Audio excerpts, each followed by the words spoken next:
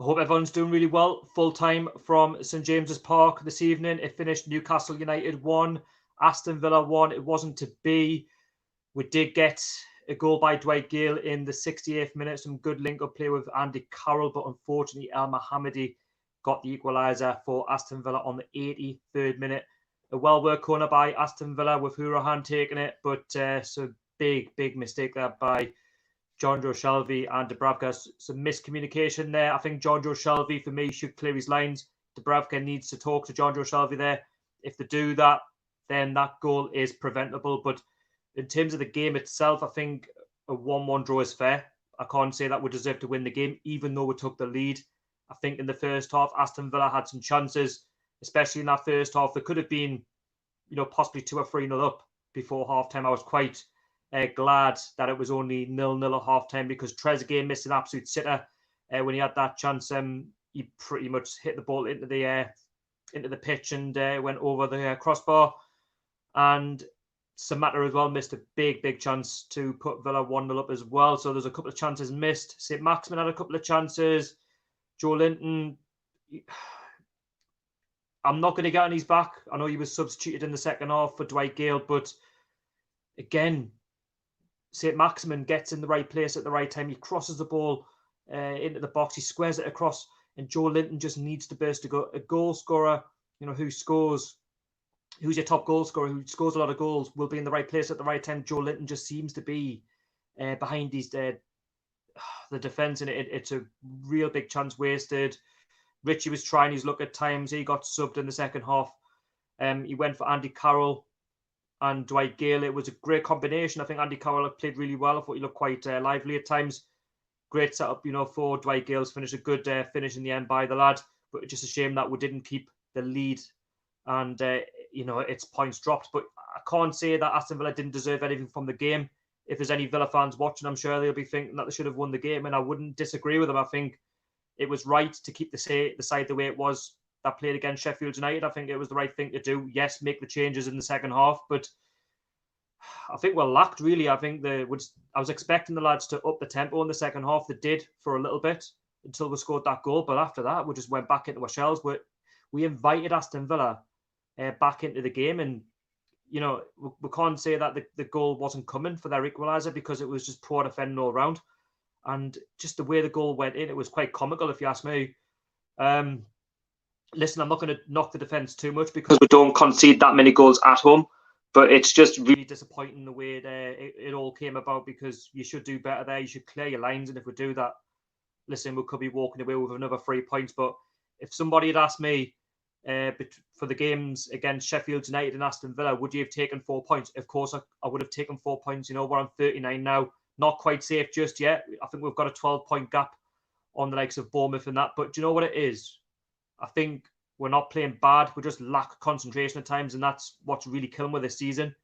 And St Maximin, I thought, played really well. I thought he was lively, but again, up front, it's just cost him a big time in not putting more chances in when we get them. But not just that, it was always going to, play a key factor, the heat. Of course, it was a hot evening at St James's Park, and Villa, they're in a relegation battle. Of course, they were going to come up and, have a go. I wasn't expecting anything less from Aston Villa. That's why I predicted 2-1, because it was always going to be a tough evening, and they made that, that game even more tougher than it should have been. But there we go. I thought Jack Grealish, he was quite lively for Aston Villa as well, as you'd expect. But listen, I'm not sat here disappointed. I'm disappointed for the lads defensively, but I think a point against a side that's battling relegation, a side that's got the potential of staying up, I'll take it. 4 points. If we'd drawn the game against Sheffield United and we'd won the game tonight, 4 points, I think any fan would have snapped your hands off at that scenario. So the fact that we're sat here on 39 points, it's decent. It's a good return. We haven't lost. We could have lost tonight on another poor day, but, we haven't. So all in all, I think my man of the match for Newcastle has to be St Maximin. BT Sport said that, and I have to agree with them, because I don't think anybody else really put a real shift in, if I'm being quite honest with you. But yeah, I'm not going to slate, Dubravka, because I think he's had a great season. I'm not going to slate Shelvey either, because I think, he's been good at times, but it's just a lapse of communication, and you can't afford to do that in this league. And if you just switch off just for 1 second, you will be prone to conceding. So I will get into your comments right now. So thank you very much to anybody who has come into the stream tonight. Let's have a look. So first up, comment is from Jake Holden. Was Dubravka or Shelvey's mistake? For me, I think it's more Shelvey than what it is Dubravka. I think Dubravka should communicate with Shelvey to say that you're going for it. But also Shelvey, for me, needs to clear his lines. It's a simple ball. You know, Elmohamady's going for it, but he's got to clear his lines. It's a schoolboy error. You can't do that at this level. You know, you've got to clear your lines. I feel a little bit sorry for Dubravka because he trusts that Shelvey is going to clear his lines and he hasn't. And I don't want to slate him too much because I don't think we were on our game today, unfortunately. I didn't see too much in that second half to suggest that we deserved, you know, to win that game 1-0. I think 1-1 is probably a fair result, but if there's any Villa fans watching, they'll probably say they deserve to win the game, which I wouldn't take anything away from them if they had said to me, yeah, we deserve to win the game, because they had the better of the chances. You know, they wasted some key ones, especially in that first half. But yeah, I'm just annoyed at the way in which that goal was conceded, because you can't afford to do that at this level. It's a poor one to concede, in my opinion. But Dubravka, he needs to be sure that Shelvey's going to go for that, but Shelvey needs to make sure that he's going to clear that. It's just really frustrating that it's happened. George Walters, he said he's fuming. I'm fuming the way the goal went in, but for the result, listen, I'll take it. It's 4 points from those two games. If it happened the other way around, if we'd drawn with Sheffield United and we'd beaten Aston Villa 4 points, I think any fan would have taken that. But listen, there were 6 points there to be won, and unfortunately tonight we've dropped 2. We're on 39 points. Are we going to qualify for Europe? Probably not. But do you know what it is? 39 points, a point to get to that magic 40, 12 points clear. I think we're looking all right. We'll get points, you know, at other places as well. It's just a real bugbear of ours, you know, to concede like that. Liam Hunter, you've said, hello, Shock. How's it going, mate? Hope you're doing really well. Next one is from Jake Holden again. Almiron should have shot first time instead of taking that touch. Yes, I agree. He got himself in a promising area. He just needs to hit that, especially in the that moment earlier on in the second half when we started to sort of build up ahead of steam. But yeah, it's one of them, unfortunately. One from Emre up the Villa. He says, yeah, it was a good point for you. I think you should have won the game personally, but there we go. Next one is from Karen Davison. So what the hell happened this time? So much for us making a go of it. I think, like I say, first half, Villa, for me, should have been 2-0 up. They had the better of the chances. Trezeguet, I don't know what he was thinking. He needs to just slash that in. And then Samatta as well, put one just wide. There could have been 2 or 3 up at just half time. I don't think we've really done a great deal first half. Second half, we're up the tempo. Almiron, for me, should score. Instead of taking that touch, he's got to finish that. But St. Maximin, he came close as well. He just put one over. But great finish for the goal for Dwight Gayle. I think you had to make that sub because Almiron and St. Maximin, you could tell they were getting frustrated with Joelinton because he wasn't putting himself about as much as what he was doing on Sunday. That's my frustration with Joelinton. But I think it was the right move by Steve Bruce to put on Andy Carroll and Dwight Gayle just to freshen things up. Let's go for it. We got the goal. By the way, from the left-hand side, great pass by Andy Carroll to pick out Dwight Gayle and a great calm finish. But it's just a shame we didn't kick on and we didn't try and go for that second goal, because you could see that first goal, which I think Villa were fuming about, it gave them the motivation to try and get back into it. And the goal which were conceded again was just poor. You can't afford to concede goals like that at this level. It's just all round poor. Retro NUFC said, evening mate, how's it going? Hope you're keeping well.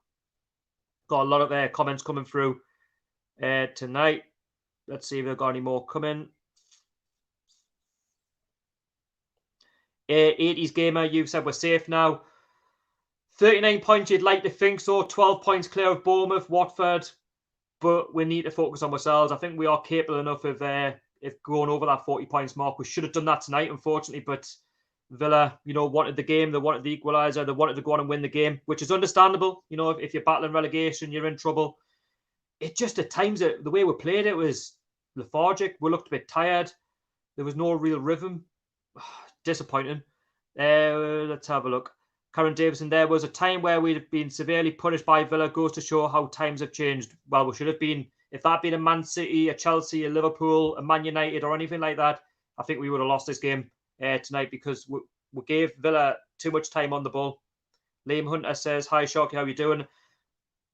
Just miffed off, really, with a with the way we conceded that goal. But all in all, I think I have to be satisfied with the draw. It's an extra point. It's 4 points from 6. I think anybody, if asked me that, would you get 4 points out of 6? Would you take that? Of course I would.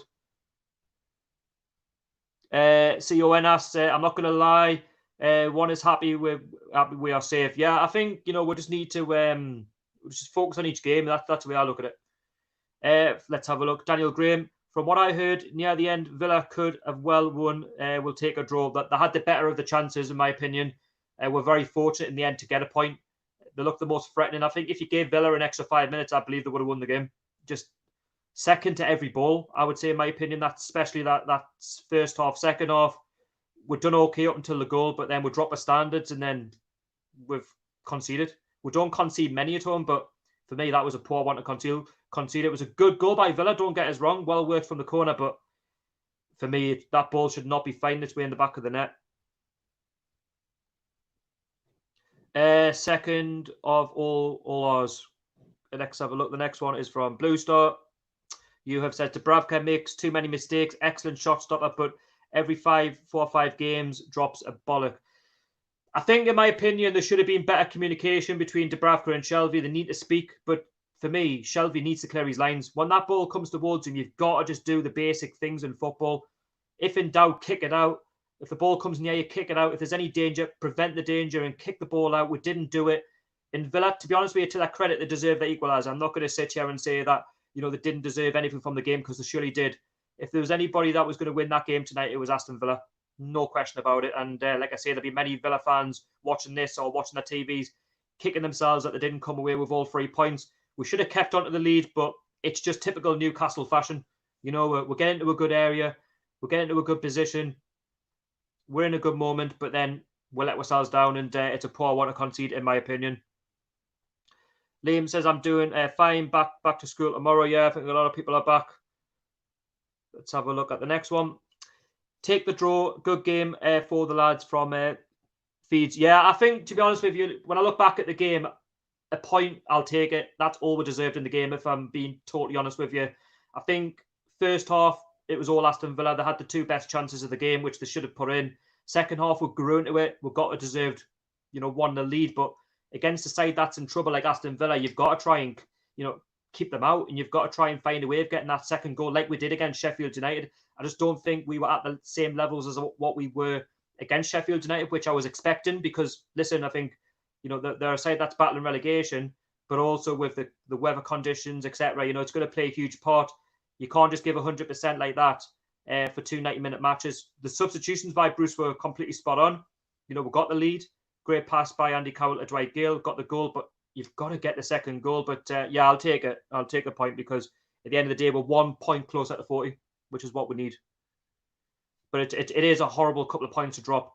Karen Davison, I think this is also Newcastle's problem. They keep thinking we're safe, so don't push or try as hard.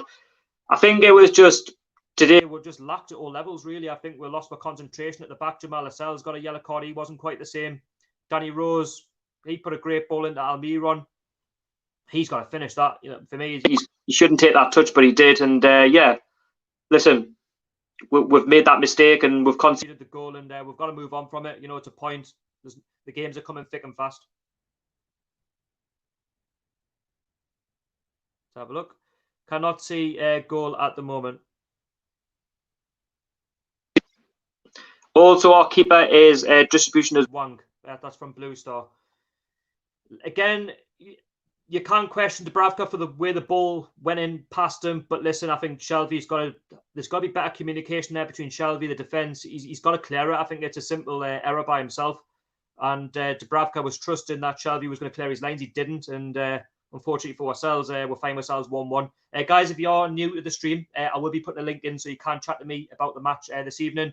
If you haven't liked the video, please do hit the thumbs up. It does help the channel to go a long way. Also, I am on the verge of 3,100 subscribers. So if you want to subscribe, that would be great.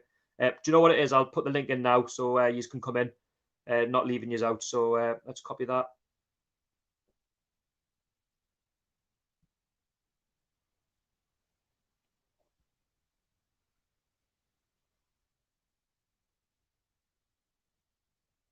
Right, there's a link there if anybody would like to come in and chat. then feel free. If you're a Newcastle fan, Aston Villa fan, or if you're just a normal football fan that watches this channel, if you want to show your face live on this channel tonight, please feel free to chat to me and give me your thoughts about the game as a whole. The point, do you welcome the point or not?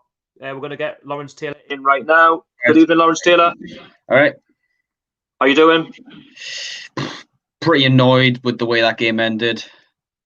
I think it was very disappointing. I think given the fact that Aston Villa, the battle in relegation, I did say in my preview that it was going to be a tough match. They were going to be up for it. I think they had the two best chances, by the way, in the first half. There could have been a couple of goals up. Second half, I was expecting the lads to up the tempo. We had some great chances, but then I think it was only right that Joe Linton was substituted. I think he was getting in some dodgy areas. I think Robbie Savage said a couple of times, Almiron and St. Maximin working ever so hard. There was that chance in the first half where St. Maximin, he took it to the byline, he sort of squared it across to Joe Linton. He was nowhere to be seen. But I think when Andy Carroll come on and Dwight Gayle, there was a good connection there. I think good pass by Andy Carroll on the left-hand side to find Dwight Gayle and a great calm finish. But you're expecting the lads to try and, get that second goal because Villa, they were always going to try and get back into the game. I didn't think Villa were ever out of the game, even though they fell 1-0 down. It was just a typical relegation side to concede a goal like that, but they were always a threat, if you get what I mean. And I think that equaliser, yes, they probably deserved the 1-1 on the day. They probably deserved to win the game, in my opinion. I don't know if you disagree with that, but I think the goal which we conceded was very, very poor. I actually blame Shelvey for the equaliser rather than Dubravka, but let me know your thoughts, Lawrence. I think for the equaliser, I think Dubravka should be doing better, but so should Shelvey. But got to be honest, I know Villa, like Sheffield United on Sunday, like Man City this Sunday, have had a bit of an advantage with playing last week to catch up for games. Yeah. But we can't afford to give Man City those chances. Well, that's it. And for Shelvey, I mean, in the first half, just not good enough. Yeah, fair enough. Got better towards the end of the first half, but no, not good enough, is it? I mean, you can't afford to give a goal away like that. I think that's the most frustrating thing. I think if anybody had asked me out of the two fixtures we had, Sheffield United and Aston Villa, would you have taken 4 points? Of course, I would have taken 4 points because you're playing a side like Sheffield United, who, yes, at the minute they're losing games left, right, and centre. But before that, you're thinking they're going to be a tough side. They're battling for Europe, and Aston Villa are in relegation trouble, so they're all playing for something. Whereas us, we're playing to stay in the Premier League. We were in a good position on 35. Now we find ourselves on 39. Of course, I'll take it, but you're a little bit gutted the fact that we couldn't quite hold on with a 1-0 lead there that was given to us, that we didn't go on and get the second goal. I think the standards tonight weren't the same as what they were against Sheffield United, because you could see the minute we got that first goal, albeit Sheffield United were down to 10 men, Aston Villa weren't. We took the lead. In any game of football, 1-0 is never enough. You've got to go and get that second goal. And I just think the minute we scored that goal with Dwight Gayle, Villa were the better side, in my opinion. I think they were the more hungrier side. They created the best chances, especially in the first half. Second half, even more chances. And at times, our defence just couldn't live with the likes of Jack Grealish and El Ghazi. And I just think the goal that is scored, I wouldn't, you could say it's fortunate, an equaliser, but I think they deserved it in a sense, because we just dropped off. And if you don't go for the second goal, you're going to get punished, 9 times out of 10. And I think Villa, all in all, I think they'll be disappointed that they didn't come away with all 3 points, because even when the 5 minutes were added on towards the end, they were looking the most likely to get the 3 points. And had that been us in the relegation zone and Aston Villa in mid-table, go to Villa Park for a different scenario, I think you'd be disappointed walking away with a 1-1 draw. Albeit it would have been a better result on any other given day. But for Villa, I think they know that they've probably missed out on an extra couple of points.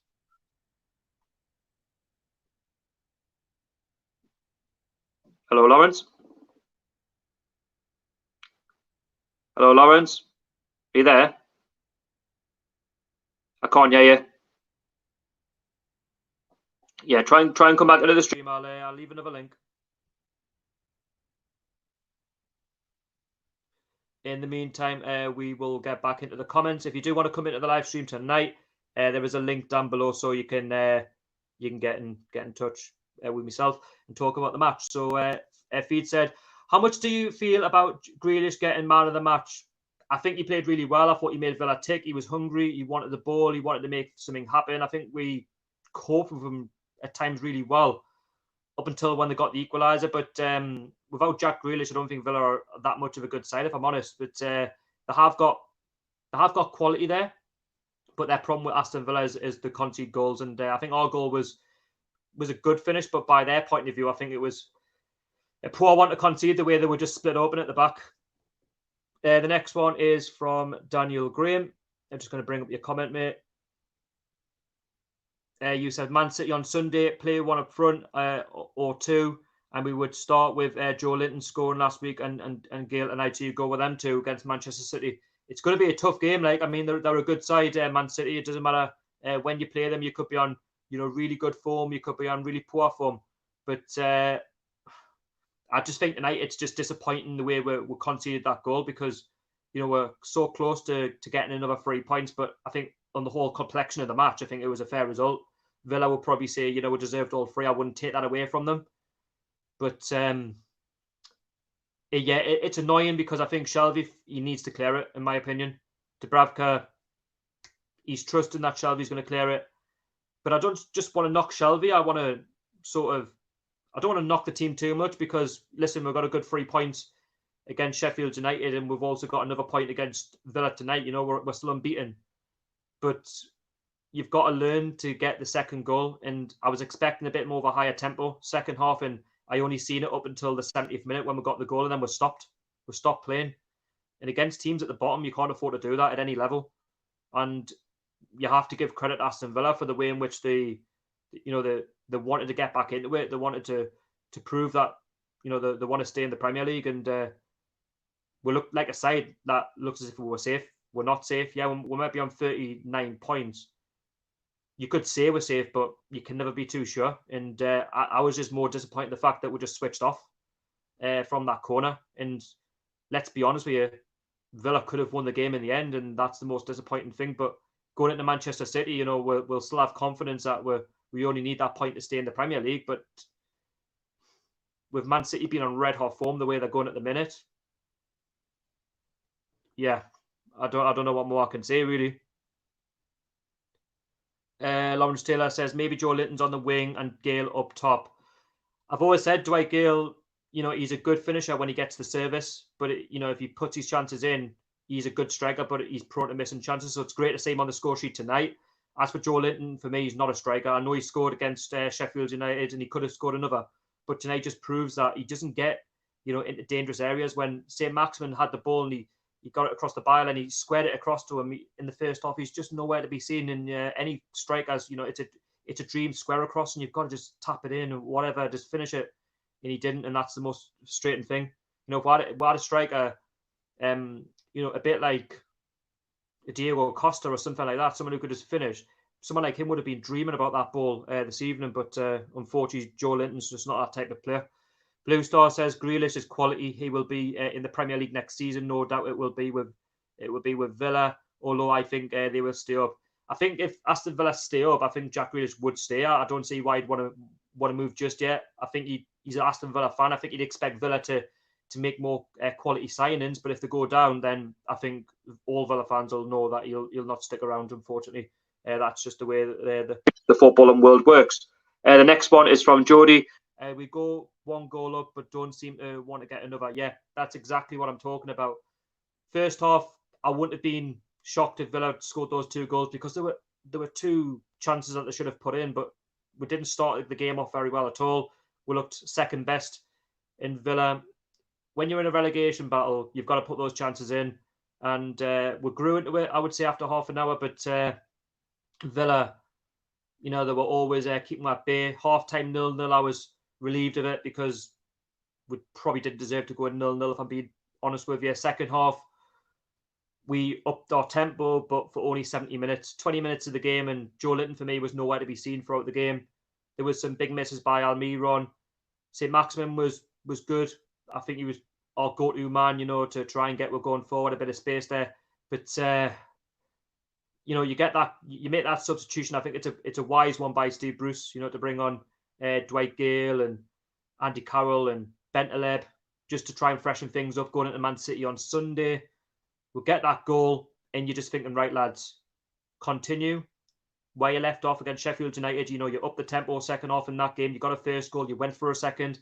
I was expecting more of the same, but no, Villa grew into it. We step back, and once you do that, if you invite pressure, Villa were causing us a lot of problems right before they even got that equaliser. But the corner itself, for me, should be dealt with a lot better.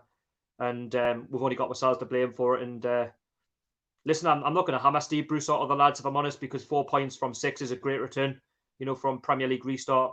We're on 39 points. Look at those at the bottom. Many of those would love to be on 39 points right now and dreaming of Premier League football next season. Did I say enough from Villa to suggest that they could stay up? I believe they can, but they're going to have to put a run together. They showed good fight, great determination, as much as we probably don't like them. I thought they played all right. I think they deserved something from that game, if there's any Villa fans watching. I think they'll suggest to me that they should have won the game, and I wouldn't argue against that. They had the better of the chances, but listen, that's football, and I'll take a point from the way the game went.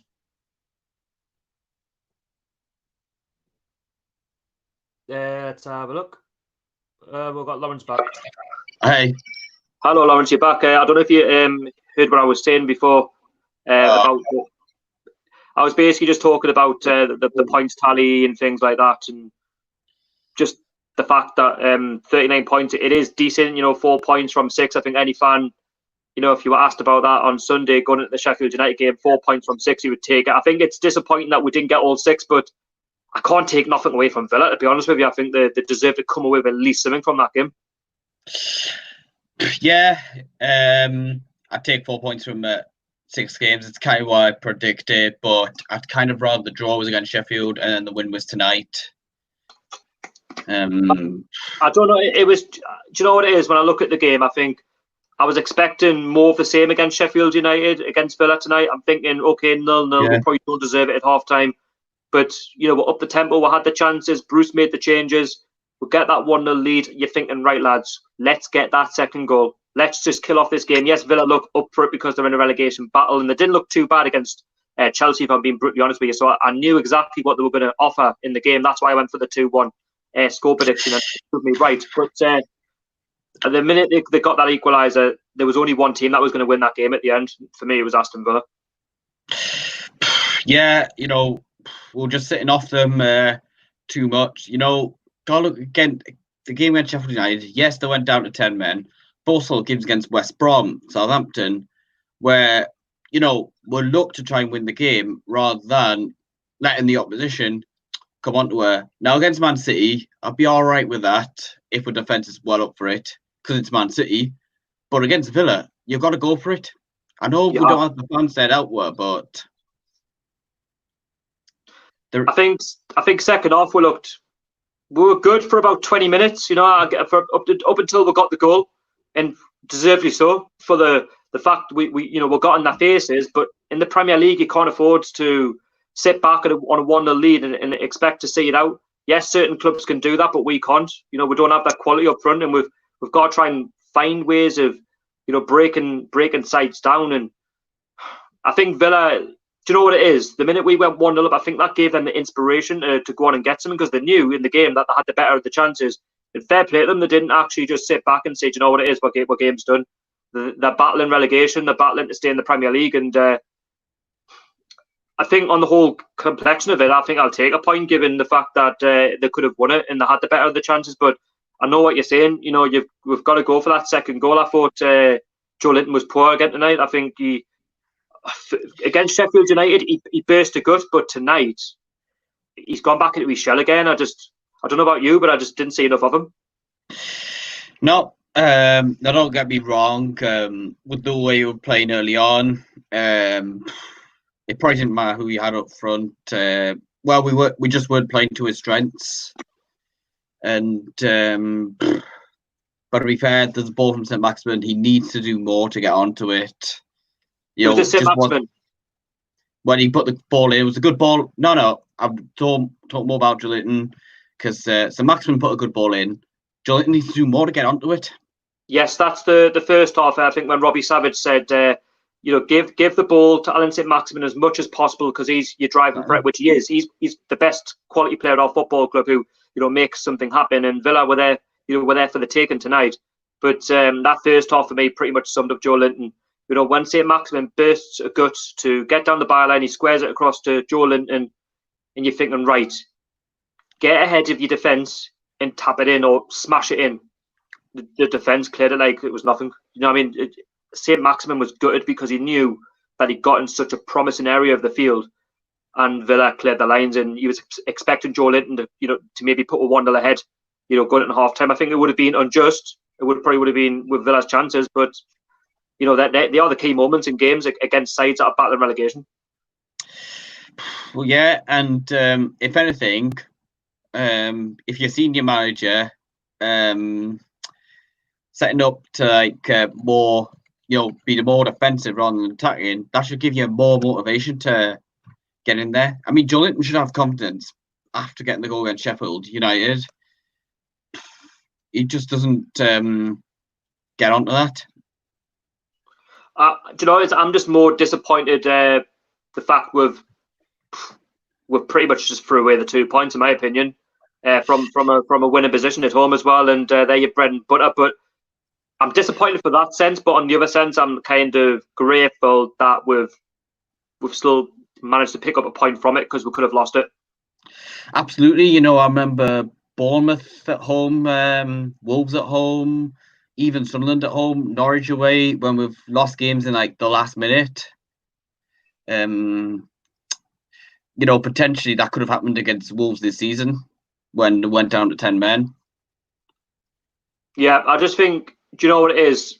I have to say, and I don't often give credit to the opposition, but I have to give them credit for the way they come up in. Yeah, they've gave a game of, you know what I mean, and with, it would have been right if we'd actually taken 3 points because I didn't think we played well for 90 minutes in my opinion, and you've got to be on your game all the time. And I think for Villa, I think they just wanted it more tonight after what happened against Chelsea. You could see by the way they played. The minute they got that 1-1, you're thinking they've got about 10 minutes to try and maybe get a winner. If there was one side that was going to win the game tonight, it was Aston Villa. And it kind of says something that we were probably lucky to come out with a 1-1 draw. I mean, yes, Villa probably had to go for it. If you're looking at the fixtures, but still, it's just very disappointing from us. What did you think of the team lineup? I think I was quite satisfied, but to be honest, you don't change a team that's not winning. Don't change a winning side. So you're going into it, you're thinking, right, okay, same again. I'm probably expecting Villa to have a go, but make the changes second half of it. I don't think Bruce got them wrong at all. In my opinion, I think they actually worked a treat to the point where we got that goal, but then we didn't capitalise and maybe go for the second. And I think he made the correct changes. I don't know if you agree or disagree with that. I just think the players have just, from a defensive point of view, I think they've just let him down tonight, unfortunately. Yeah, I think that was part of the problem. The play. Don't worry. Of course, the players who started against Sheffield deserve to keep their place here, but they did let him down. And I mean, to be fair, maybe for Shelby could.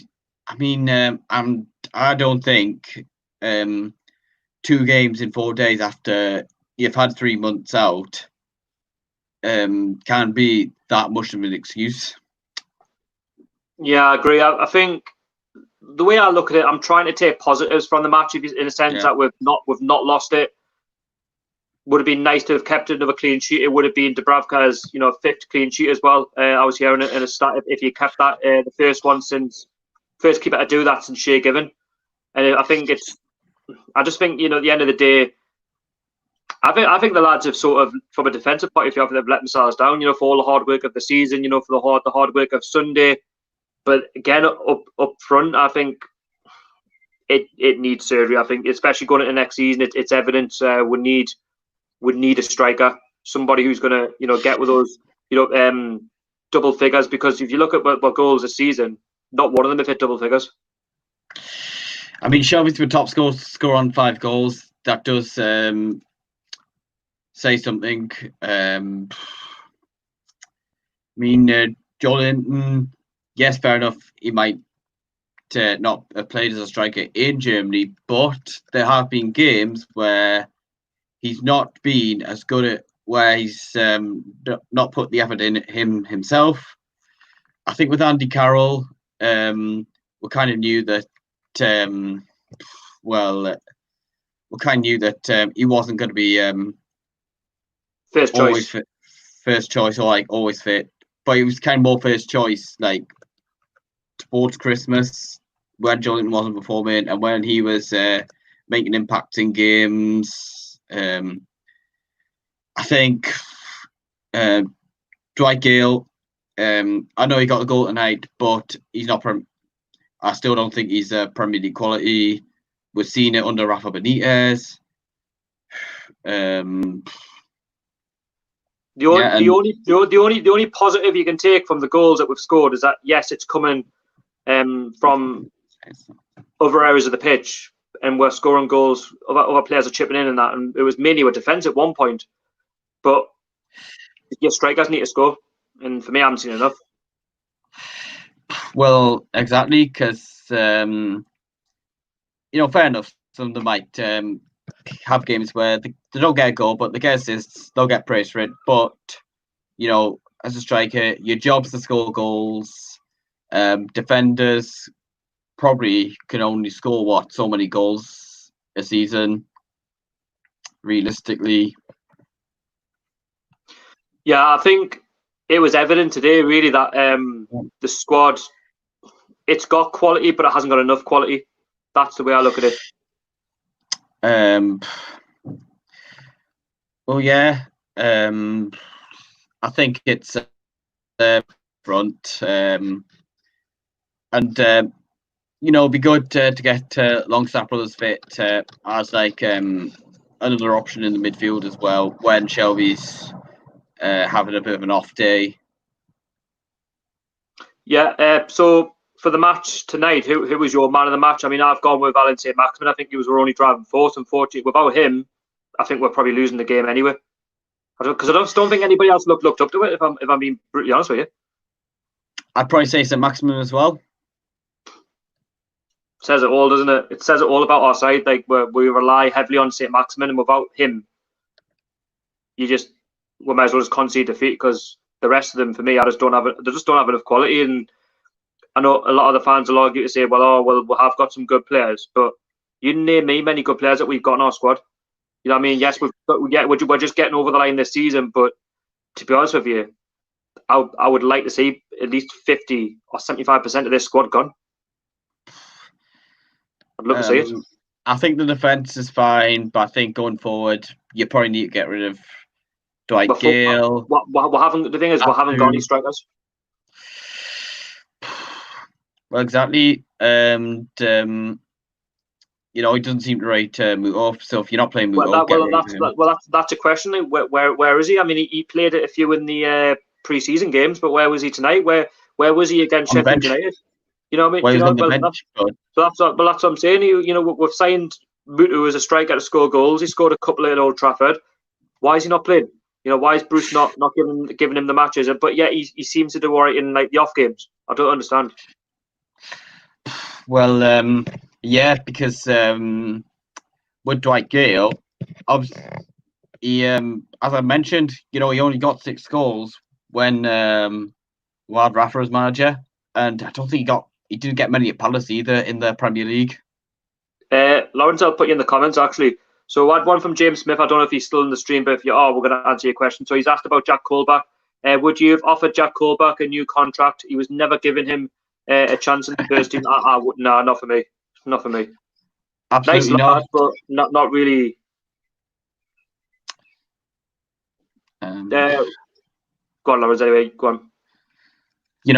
Absolutely not. I mean, fair play to Brucey for picking Matty Longstaff ahead of Jack Colback as like a midfield option. I was a bit worried that he might pick him in the squad, but thankfully he went against that. And yeah, I mean, Colback, he had a good first season. Maybe just one of those players ruined by but he couldn't even do it in the championship with Rafa. Maybe one of those players ruined by Steve McLaren's coaching. Yeah, I think Jack Colback for me should have left a couple of years ago, if I'm honest with you. I think Nottingham Forest should have tried to activate the contract, but they weren't daft and only a couple of years left, and his wages as well. But I wish him all the very best, of course, because he's still probably good enough to play in the championship, I would say, Jack Colback. I think he can definitely get into a top 6 championship side that's, trying to chase the playoffs, trying to maybe chase their dream in the Premier League. I think he's definitely got a bit of quality there for that league, but unfortunately he's just not good enough for Newcastle. Is he good enough for the Premier League? Probably Absolutely not. But yeah, championship is his level. What did he make of Jamie Sterry as well? Obviously, he was announced as left. I think, to be honest, that's not come too much to a surprise, in my opinion. Correct decision. Let's be honest. He's 24. You have to think, why did Steve Bruce want another right back instead of him when Yedlin was injured? And this lad was like 23. I mean, maybe he's one of those players that give him a chance as if he's, he hadn't really had much of a chance, as if he's like 20 years old. But yeah, I think I made my up about him against Blackburn when he struggled in the replay. I thought, nah, he's not going to make it. He's 23. He's nowhere near good enough. And to be honest, his level, if he was ever, and if you're 24, you're not getting in the squad. I think you're too young, so you're too old for the under 23s. Then, for me, you're not going to make it. I think his level, higher in League One, lower in Championship. I've seen him linked with Luton Town and Ipswich Town yesterday. Well, I think that'll only do his confidence well good if he can get one of them sides. But I think you're right. I mean, that's the way I'll judge Jamie Sterry. When I seen him play against Blackburn, I wasn't impressed with him, if I'm being perfectly honest with you. I was amazed that he was still here at his age, because he should be a first-team regular at Newcastle, or he should be at least trying to be a first-team regular in a Championship or a Premier League side, trying to make a name for yourself. But as you say, you shouldn't be playing under 23 level football at your age. You should be trying to make a name and trying to help your side. Whether that be at Newcastle or whether that be at the 2 clubs that you've mentioned. I think it's the right decision for Newcastle, but not only that, it's the right decision for himself to move on as well. I think Newcastle, in a sense, have done him a favour by releasing him to try and get him that regular football that he needs. Where he goes in his career and what he achieves, that's up to him. And I do wish him all the very best. But when I've watched him play, and the thing is, if you're only getting games against like Blackburn because it's the FA Cup for a filler, for me that doesn't tell me that you're going to be wanted at the club anyway. I mean, even when Manquillo's struggling, Kraft's struggling, he's not getting a look in. Well, that's what I'm saying, that there's players above him anyway. Obviously, Kraft at the minute, he kind of get into the side. I mean, how long he stays, I don't know. Manquillo seems to be fitting the bill just well at the minute. Yeah, he's doing well. How did you rate his performance tonight? Do you think he was all right? Yeah, at times, especially second half, linking up well with St. Maximin, but maybe there's times when you should have just let St. Maximin just have a run at Matt Target rather than just trying to overlap. What did you think of the system that Bruce played? Did you think it was the right system that you went with tonight? And do you think you could have made any changes? Maybe even at 1-1, you could have made any better changes? Could we have went for it a bit more? Could we have taken that risk? Was there any players that disappointed you tonight that were different from Sunday's match? Was there anybody that could have maybe stepped up a bit more? And obviously made some good changes. Jolin, Carroll and Gayle, and I was a bit surprised to see Gayle come on for Richie, because you'd have thought Lazaro would possibly play there, or even Jolin there, and maybe scale into the number 10. But who else was it? I'm not sure on substitutions, to be honest. Apart from Andy Carroll's assist, what did you make of his performance? Do you think he Do you think he could have done a bit more? Maybe, you know, could you maybe helped Dwight Gayle out a bit more? Maybe help the midfield, get them up the pitch a bit more. I thought at times he was losing the ball. I know he was trying to get the ball down and that, but I think he was at times a bit off. I thought he was all right tonight. You know, kind of especially because we were sitting off. But then again, Andy Carroll starting would have actually been better for with tactics. Obviously, he was right to start Joelinton, and to a degree, Joelinton did let him down. But I think with Carroll, probably 7 out of 10 rating wise. Yeah, I don't think he was bad. I just think the confidence just left the players. I think the minute we conceded that goal. So Chris, he said we should have won the game. Yep. You would say 1-0, but in my opinion, I think it's probably a fair result, because if any Aston Villa fans watching this, they'll be thinking, well, actually, hold on, we should have won the game. We had the better of the chances. We could have nicked the game, you know, in the 90th minute. So I think you look at it both ways, really. But I think if you were to sit in a bar or sit in a pub or whatever, if you were to talk about this game back in a couple of weeks' time, you'd say, do you know what, it's actually not a bad point. Kind of, yeah. But then I think both sides will feel that they should have won. Us, you know, we should have been a lot more up for it than what we were. And Villa will feel the missed chances. And, you know, we can't, and obviously, as I mentioned, I think on Newcastle Fans TV, we can't afford to give Man City those type of chances. Definitely not. It's their system. It's the way they play. They'll get in your faces. I was expecting that, you know, second half, and I think the minute we got that 1-0 lead, you're thinking, right, okay, let's go for the second. Let's do exactly, you know, what we did against Sheffield United, punish them, and just seep any hope that they've got of getting back into the game, you know. And with that second goal, you kill it off. But 1-0, it's always a dangerous scoreline, and I always had that good feeling that Villa would get a chance. And through our own fault, you know, we've conceded a daft goal, in my opinion. Yeah, and as I mentioned earlier, you know, Dubravka will probably get more of the blame.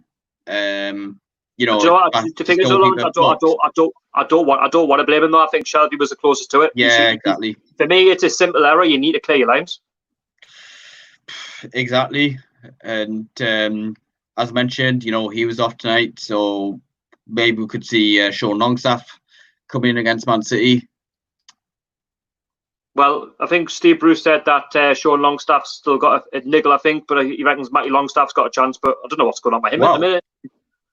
Because I thought Sean would have been, you know, closer to full fitness than Matty, because Matty was completely ruled out the Sheffield game where Sean still had some chance.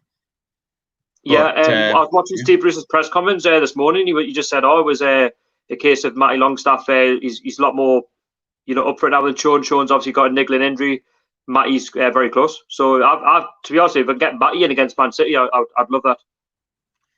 Yeah, absolutely. But we'll see on Friday what, you know, team news is like injury-wise. Yeah, of course. I mean, there's still a long way to go yet. And obviously, the medical staff will have to analyse the players and stuff just to make sure that they're ready to go for Sunday. Yeah, but I mean, go on. Shelby might have to just start. Actually, I think Bentley might start because Hayden's come off injured tonight.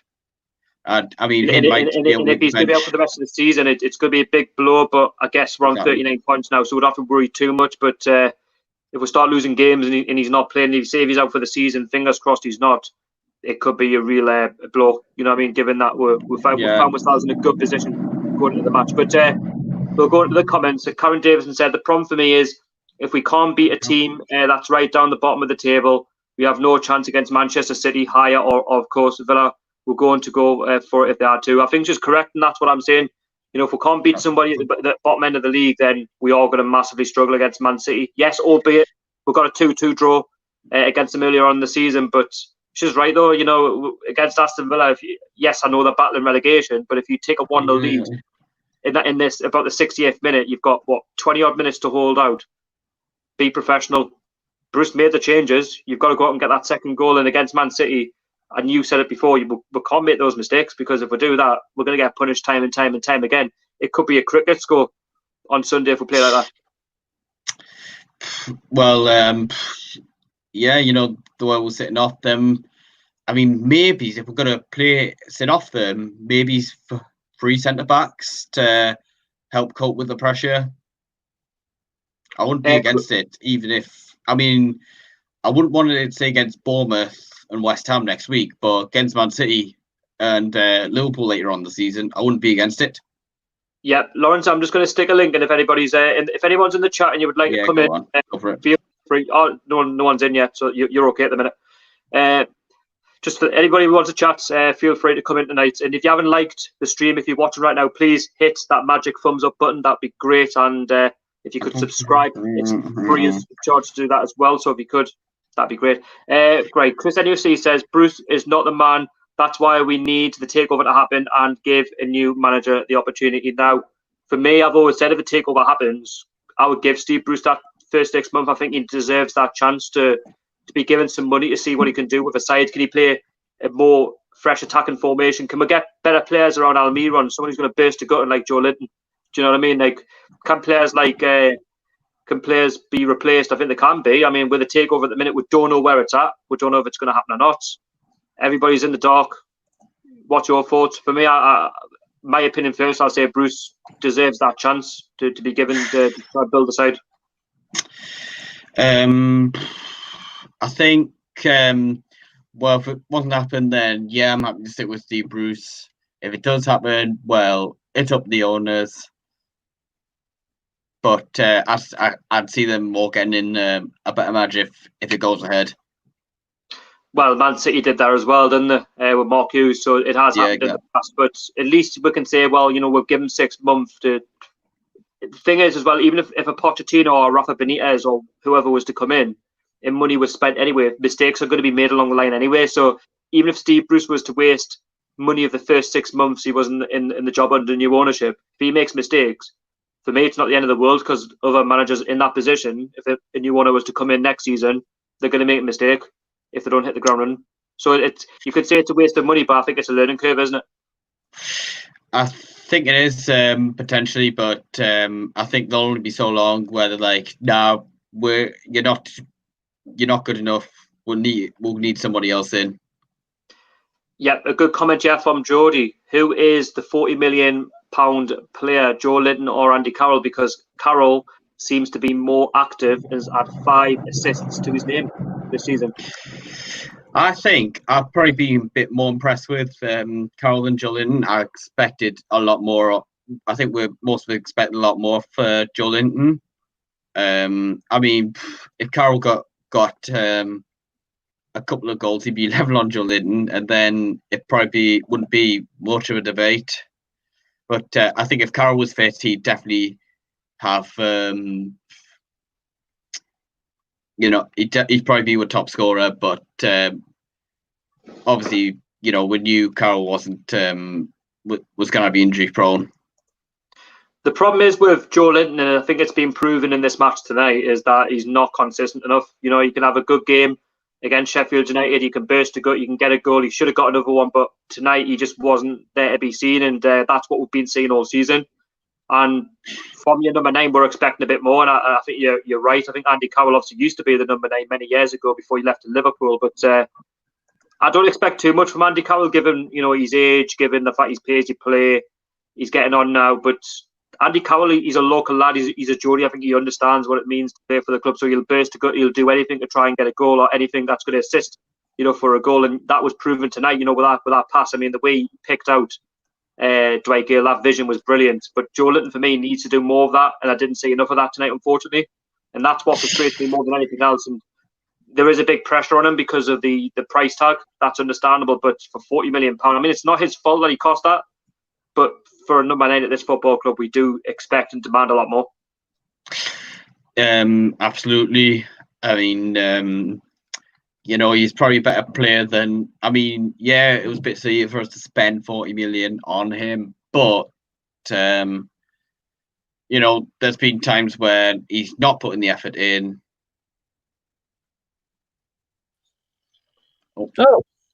Hi, Peter. How's it going? Hi, good all in yourself? Yeah, it's a bit of a quiet chat tonight. I think all the fans are disappointed with 1-1 draw. But in my opinion, I think it is disappointing that we've drawn 1-1. But when you look at the bigger picture, I think Villa will probably be disappointed that they didn't come away with all 3 points.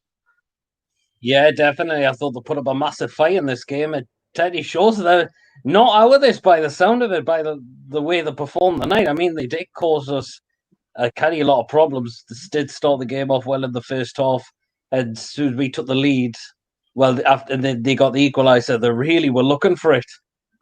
What did you make of the equaliser goal for Aston Villa? I think who's to blame? Is it Dubravka or is it Jonjo Shelvey? I think Dubravka's got to be getting better hands on it, particularly. You could say there is a bit of miscommunication between the two of them, but I think it was a bit of poor goalkeeper there from Martin Dubravka. I think me and Lawrence have agreed on that. We think it's Jonjo Shelvey. I think he's got to clear his lines there. Dubravka's trust, when you watch the goal go in, the way it's gone into Dubravka, he's hoping and praying that Shelvey's going to clear that, and he has to. I think it's a schoolboy error, in my opinion. And we knew that Villa were going to come to St James's Park, they were going to press when, the minute we got that lead, of course, they had chances in the game, to get a lead. And the thing is, with a goal that we conceded, it shouldn't have happened. And yes, we can't blame Dubravka for the way it went in, but for my blame goes to Shelvey because he's the closest man to it. If you watch the highlights back, you just see how Jonjo Shelvey makes no effort to clear that ball, and it goes beyond Dubravka. Yeah. I think Dubravka is more concerned, he's more frustrated the fact that Jonjo Shelvey hasn't done anything about it. They're looking at each other. My blame for me goes straight on to Jonjo Shelvey, because if you're the closest man to it, they say if in doubt, kick it out. If you're in danger, do something about it. And I didn't see anything from Shelvey. I thought he had a bit of an off game, if I'm honest, today. Wasn't his break in the day from Jonjo Shelvey? I thought definitely. Do you think the starting lineup was the correct one? I think it was the correct one. I think it was the right one to make. Yeah, you Teddy shouldn't really change like a starting lineup where it came off the back of a great 3-0 win against Sheffield United. Exactly. So I didn't mind the lineup being the same tonight.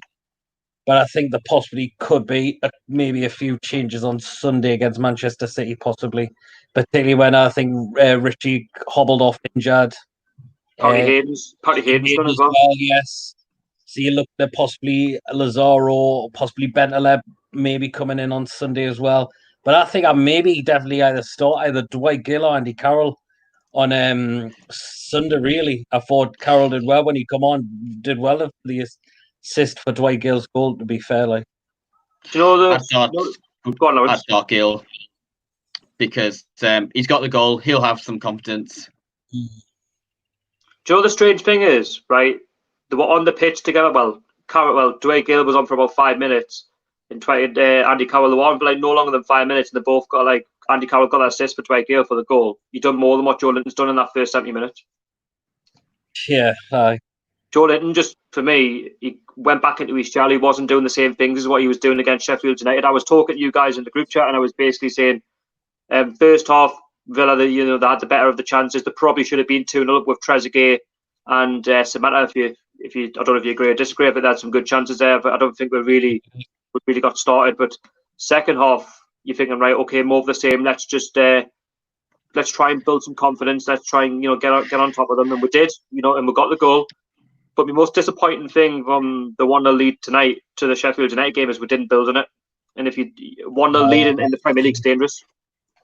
Yeah, I think they were invited the pressure. Absolutely, that's the frustrating thing. Is like you go and take the lead, but then you sit back and you end up suffering the consequences for it massively. And it is a point gain, but yeah, it should have been a game where we should have got the 3 points out of it.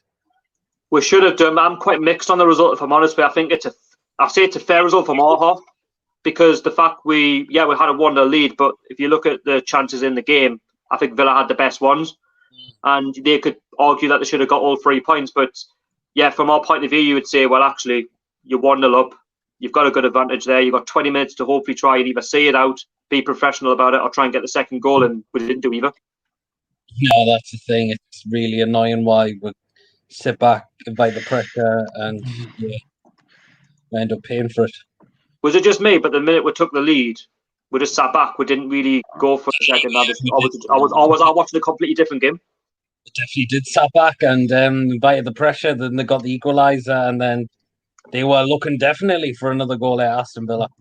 I think they should. Honestly, when I look at it, they should have won the game.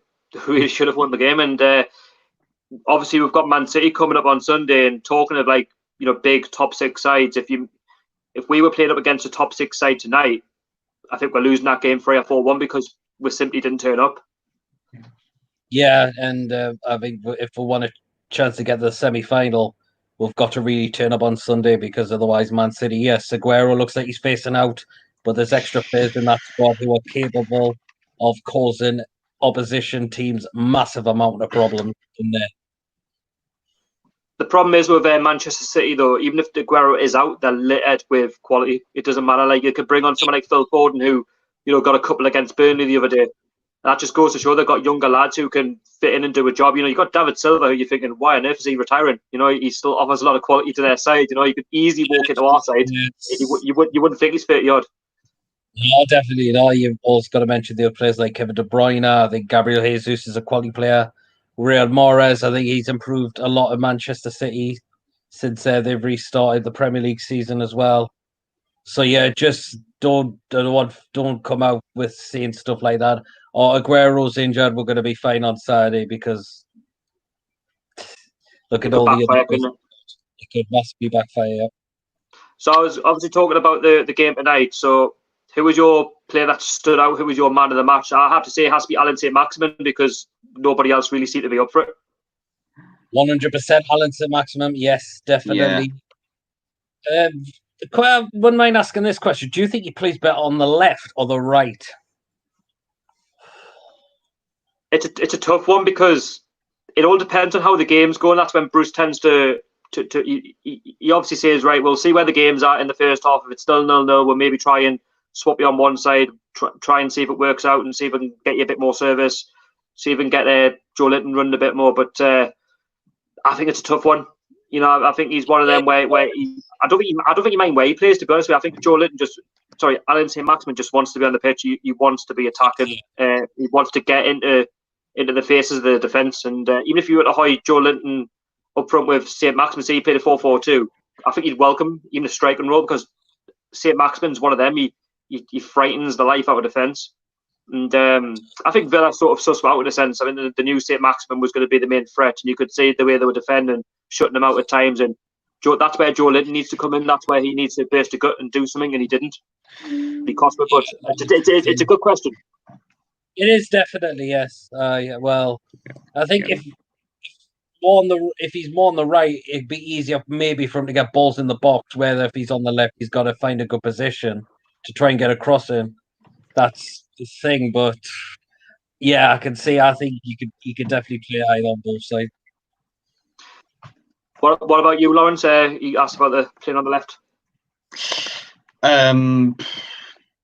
I think he's good on either side, but yeah, I think he's better on the right personally. But if he wants to cut in, then maybe it's the left. But I think it kind of depends on. I think kind of depends on like who's on the other side. If it's Lazar on the other side, then I prefer ASM on the left. But if it's Richie on the other side, I prefer ASM on the right. Yeah, it's a difficult one. I get where you're coming from. I was going to ask you, Peter. Was there any players today that sort of weren't up to the speed, that disappointed you from Sunday? Was anyone that sort of stood out, or anybody, or do you think it was just an all round poor performance from what we could have produced from Sunday? A better performance. I think Shelby had his greatest game. I don't think Lascelles had his great game as well. That's another one. He got a daft yellow card, didn't he? Yeah, he did. That was the thing. But so, lads, we're finding ourselves on 39 points. Unfortunately, we didn't quite get over the line to 40 plus, but 39 points is not bad, is it? With 7 games to go, would like to have been safe before Manchester City. 37 points, you would say. Sorry, 39 points, you would say we're safe, but you've still got to not be too sure. Like, you've still got to try and perform what he's making the points tally so far. 39. From the fact we restart with 35 or 39, would you have taken 4 points from 6? Because I certainly would have.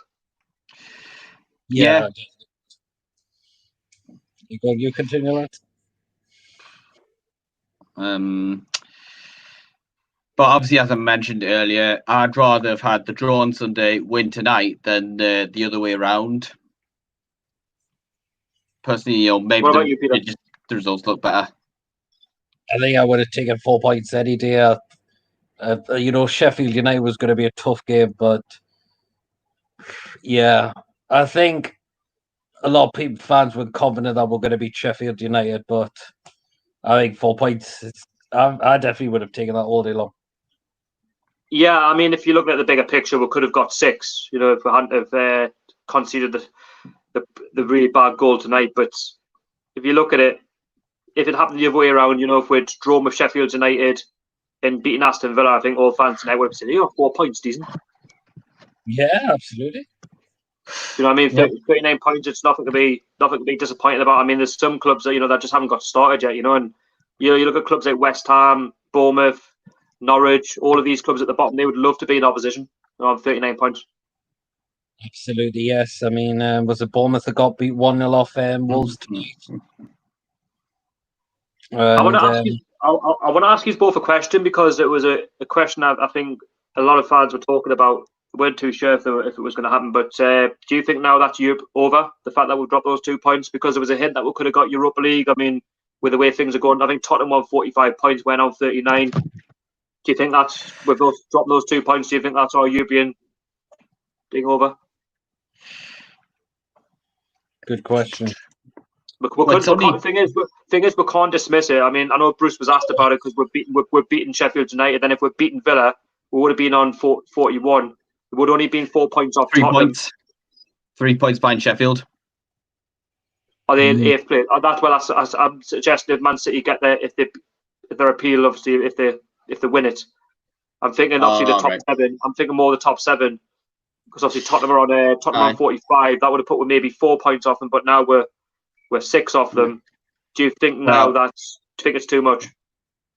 I can't see us getting there, but to be honest, I'd rather we got Europe by winning the FA Cup, if I'm honest. And that's what going to be our chance, isn't it? I think when you look at the City game on Sunday, the way they've been playing, I know they've been in red hot form, but I was saying on Sunday in the last stream, Man City are prone to mistakes. They will make mistakes. Yeah, they've been in these situations before where they've been beaten by Wigan Athletic in an FA Cup final. Yeah, I think we'll get at least a goal personally. Peter, what about you? Europe, is it pretty much done now? Are you going to be giving up? I don't see us getting in the Europa League for the rest of the season. I think we'll definitely be around middle table somewhere, but if we did get that by win the FA Cup, that would be fantastic. But I can't see us getting Europa League through the Premier League. Do you not think we can maybe make a late push for the top 10, maybe finishing 8th, 9th, 10th, something like that? It is possible to still try to get top 10. I mean, you don't rule that out straight away. I mean, and it all depends. We're still we're 2 points off Everton. They've just beaten Norwich, I believe. It was 1 the last time I checked. Yeah. I don't know how the other games went. I know Bournemouth were losing. I'll have a look. Yeah, if you don't mind bringing the scores up, it might help sort of in the conversation. But Wolves won 1-0. Sorry? Wolves won 1-0. Very good from the fantasy team, because I triple captained Jimenez this week. Man United won 3-0. Martial hat-trick. I had Martial on my team, but I'm not sure if I had him as starter or on the bench. Oh yeah, I had him as a starter. And Traore got the assist, which helped me. And current score of Liverpool Crystal Palace is 2-0 to Liverpool. Yeah, they've won the title, haven't they? I mean, it was won a long time ago. But we'll read some of the comments out. If you want to continue to chat, and maybe we'll answer some of the comments. If you don't want to, it's fine. Do you want to continue? Yeah, go on. Yeah, no problem. So Chris NUFC, he says he is a Championship manager, Steve Bruce, not a Premier League material. I think it's a little bit harsh, though, in a sense, of Steve Bruce, because won 39 points. He's done better than what most fans would have expected. He's got into a quarter-final of the FA Cup, and you could say, well, actually, Joe Linton, and he's been very poor. He hasn't got the best out of him, but Alan St. Maximin's been bailing him out. Wants to be bailing him out. But do you know what it is? It's a squad game, and he's got those points, and we've still got 7 games to try and get as many points as possible. You could say, well, actually, if he was a Championship manager, we'd be down there with Aston Villa, we'd be down there with Bournemouth and all them. We're not. We've got a 12-point advantage. So that just goes to prove that Steve Bruce can work with, if we're saying bang average players. Yeah. Yeah, you'd probably say so. But then again, we're probably quite a lot of money spent in the transfer window. I do think the squad's definitely was always more capable of staying up, possibly getting top 10. But I think that, although with maybe we're just pinned like a lot of our hopes on like Joe Linton, and that was just bad scouting rather than big money spent. Yeah, I agree. Then again, I'd rather that than just spend 5 million on Hosselu, who not trying to get in, a decent striker, and because of that, it just fails. Tell you what, this point in time, I'll bring Hosselu back. Can't be any worse. Dan Graham, he says miscommunication happens in football. I agree, but we still can't deny Dubravka's class. That's why I was saying to you before, Peter. I think Dubravka, you could say, yeah, he was at fault for the goal the way it went past him, but I think Shelby needs to look at himself to clear it. If you watch the highlights back, I'm certain that Shelby has to clear that. I really do. He does. Don't just What about stand you, yeah. Let's have a look at some more comments there. The next one is from Andy Booth. He says draw was pretty fair. Villa looked good at the end. Not just at the end, I thought they were good throughout the game. Even when they fell behind, they pretty much stuck in there. They had some chances, especially in the first half, which they need to put in. That just shows that the lack of power, I would say, that they've got there. But you can't deny that fight to get back into it, because if that had been us the other way around, we might not have actually got back into that game if we'd fallen 1-0 down, especially like what we did at Villa Park. Yep. So you think it's a fair result? I mean, you don't really. I don't know. I think it's a. I do think it's a fair result, though. I'm not. I don't like to just sit here and say we deserved all three. It's definitely a fair result. Fair result. We just weren't at it tonight. The thing is, we should be more grateful that we didn't actually lose the game, because that would have been disaster. Going into the Man City game on Sunday. Yeah, and I've just rambled about quite a few games we've lost in the last minute. Do you know what it is, though? We didn't actually concede that goal right in the last minute today, though. It was in around the 83rd minute. So we had a chance to maybe resurrect it and get back into full force and get that second goal and win the game. But if there was any club that was going to win that game tonight, it was Villa. If you gave Villa an extra 5 minutes, for me, I think they're winning that game. We couldn't deal with them. But I was going to say, I do think they should have taken the chances in the first half. I've said this a lot when we've kind of got lucky to win games. The other team should have taken the chances. But what else was I going to say? You've got plenty of time, because there's only one more comment left. So, what was it? I was going to say. Oh yeah. Well, after Villa got the equaliser, there was probably, for me, I still feel there was enough time for them to get the win, especially with the chances they were creating. They put one under extreme pressure. We just couldn't live with them at times. And when you're watching it, you're thinking, just lads, clear your lines. It's not difficult. If you could do it against Sheffield United, if you could do it against Chelsea, if you can do it against Man United, surely you can do it against Aston Villa. And as I was saying before, give them an extra 5 minutes. I think they're winning the game. If there's one club tonight that was going to win that game, it's Villa. And if they'd won it, do you know what it is? I wouldn't have been shocked. Just by the way the game went, when we score that goal, we need to be better. We need to be, on the front foot again. We need to get that second goal. And in the Premier League, you can't afford to defend a 1-0 lead. It doesn't matter who you play. And that's why I'm disappointed the fact we didn't go for the second goal. But for their equaliser, I could say, I'm annoyed about that, but I can't say it wasn't coming. They had chances. It wasn't like that was their only chance in the game. They had a lot of big chances. Yeah, absolutely. And, maybe these missed chances kind of like what has been letting them down this season. You know, because if I'm just trying to find the balance, you know, in the game. I'm just trying to not just go just for Newcastle because I support them. It's a case of, if you look at the game itself, I can't pick any apart from the goal. There's no real positives to take out of it, if I'm honest. I'd say Dwight Gayle finally getting a goal, Carroll making, you know, helping him with that. St. Maximin playing well again, but just not good enough. Karen Davison was basically itching on your point, Peter, there about it doesn't matter whether you play him on the left or right, but you need somebody up there to support him. Yeah. Up there with him. So I think what you're saying is we need a striker that's going to put the ball in the back of the net. Yeah, you need that target man. That is the problem. Would you argue that Dwight Gayle could have come on a little bit earlier, Andy Carroll, maybe on the 60th minute, maybe the 68th? I know we're just clutching at straws, but maybe could Joe Linton have been substituted at half time? From what we'd seen, I think there was enough there to suggest he wasn't good enough. Possibly. I know he had that chance he probably could have maybe taken, but Tyrone Mings blocked it. But it was a good block. Yeah, definitely wasn't Joe Linton's game tonight, unfortunately. Yep, the next one is from Martin Murray. He says, back to normal, Joe Linton. Definitely. Yeah. David Waller, as we all know what's coming. Oh, God. Oh, man, Sharky's got off. Wonder what's happened here. I had internet problems earlier, so yeah.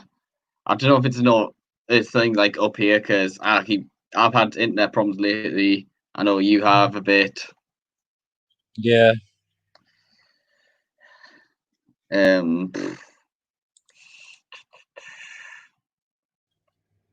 Oh, there he is. Sorry guys, I'm back. Do apologise. Don't worry. We've all had it. Sorry, I cut off. What were you saying there? Peter. I forgot what I was saying now. All right, move on. Yeah, sorry about that. I just cut off. My phone battery started to die. So yeah, but let's have a look. What was the comments? Yeah, so it was David Waller was talking about there, the takeover. Like, how confident, unconfident? I'm not too sure about it anymore, if I'm honest. I've passed game with it. I think I've got the point where I'll wipe my hands now with it, I think. And if it happens, great. But if it doesn't, I wouldn't be shocked. Yeah, that's the way I see it. I think I'm more focused on, like, you know, each match day. You know, we're getting games pretty much something like both getting like 2 games a week. That is something else, but I am trying to like see what you know, likes of George Courtin are saying about it. You know, whenever they do come out and tweet. But this is a good question by John Smart. What about starting up with Joe Linton and Andy Carroll? I think that's a good move by Bruce. I think it could work. It could possibly, yes. I know there's talks that could they shift Almiron out wide, because I know he did when we made the substitutions as well. I think Joe Linton out wide, maybe. Yeah, then that's what I'm thinking. Just stick him on the left. Yeah, but I think maybe that could work in, say, against Man City. Say if we didn't have St. Maximin available, maybe it's a 5-3-2. Almiron still a bit more central. Angela and Carroll up top. Yeah. What about you, Peter? Would you go with the Andy Carroll, Joe Linton start maybe against Man City? Would you experiment it? I mean, tried and tested.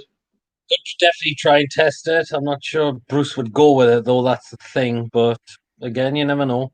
I'd expect he'll make some changes on Sunday, but I think he probably will stick with his current formation he's using now. Yeah. Karen Davison said, "Oh yeah, okay, bring Alan Shearer out of retirement." you can't do any worse than Joe Linton, can he? Actually, legend. Yeah. Yeah. I was going to read this comment out, but it's in foreign language, so I don't understand it, unfortunately. But I mean, get it up, so maybe see what it might be about. Okay, good luck reading that. Yeah, sorry, we'll have a clue what that is. Can you read that, Lawrence? Let's. You know what? I'll go and type into Google and see if I can get a translation out of it. Yeah, I'm doing it on my phone, so it's a case of so that's going to be a difficult movement. If I was on my laptop, which I've turned off, I could have done it. But I prefer to do this on my phone. It's a lot quicker. To Brazil in English. All right, I think it's greetings from Brazil. Oh, thanks very much, mate. Hope you keep them well, and yeah, thanks for getting involved in the chat. He's also put another one in as well, Lawrence. If you want to put that in the comments as well. Gusto. All right. Yeah, this is taking a bit of a Brazilian lesson tonight, hasn't it? Portuguese. Yeah, Portuguese lesson. Yeah. Yeah, because they speak Portuguese in Brazil, don't they? No, you know what I mean. Yeah, you know what I mean, Brazilian. He just says, "Oh, I like Newcastle better." I don't. Then who? Sunderland. Obviously. Hope so. I would be very disappointed. Let's have a look. I'll just say next comment. Again. All right. You've got Google Translator in front of you. You can help us by doing this, you know. I would do it, but I'm doing this on my phone. So if I started messing around with my phone, I wouldn't. You know how difficult it is to do this on your phone. Not easy. All right. He says, "Say my name, Clesio Martins." Clesio Martins. Yeah. But no, but honestly, we'll welcome anybody to the to the channel. It doesn't matter where you're from. If you're from Brazil, if you're from Portugal, England, America, New Zealand, wherever, you're always welcome on this channel. If you ever want to come in and chat, it'd be great. It'd be great to have you on. But I welcome anybody. It doesn't matter who you are. And if you are watching, please don't forget to subscribe to the channel if you're new. It's free. There's regular content on the channel. Also, hit the thumbs up on the stream. That'd be great. And let me know your thoughts about this evening's match. It finished Newcastle 1, Aston Villa 1. Do you welcome the extra point, or do you think we should have held on and got all 3 points? But yeah, I mean, the bigger picture is tonight. I mean, we have dropped 2 points, but we haven't lost. Yeah.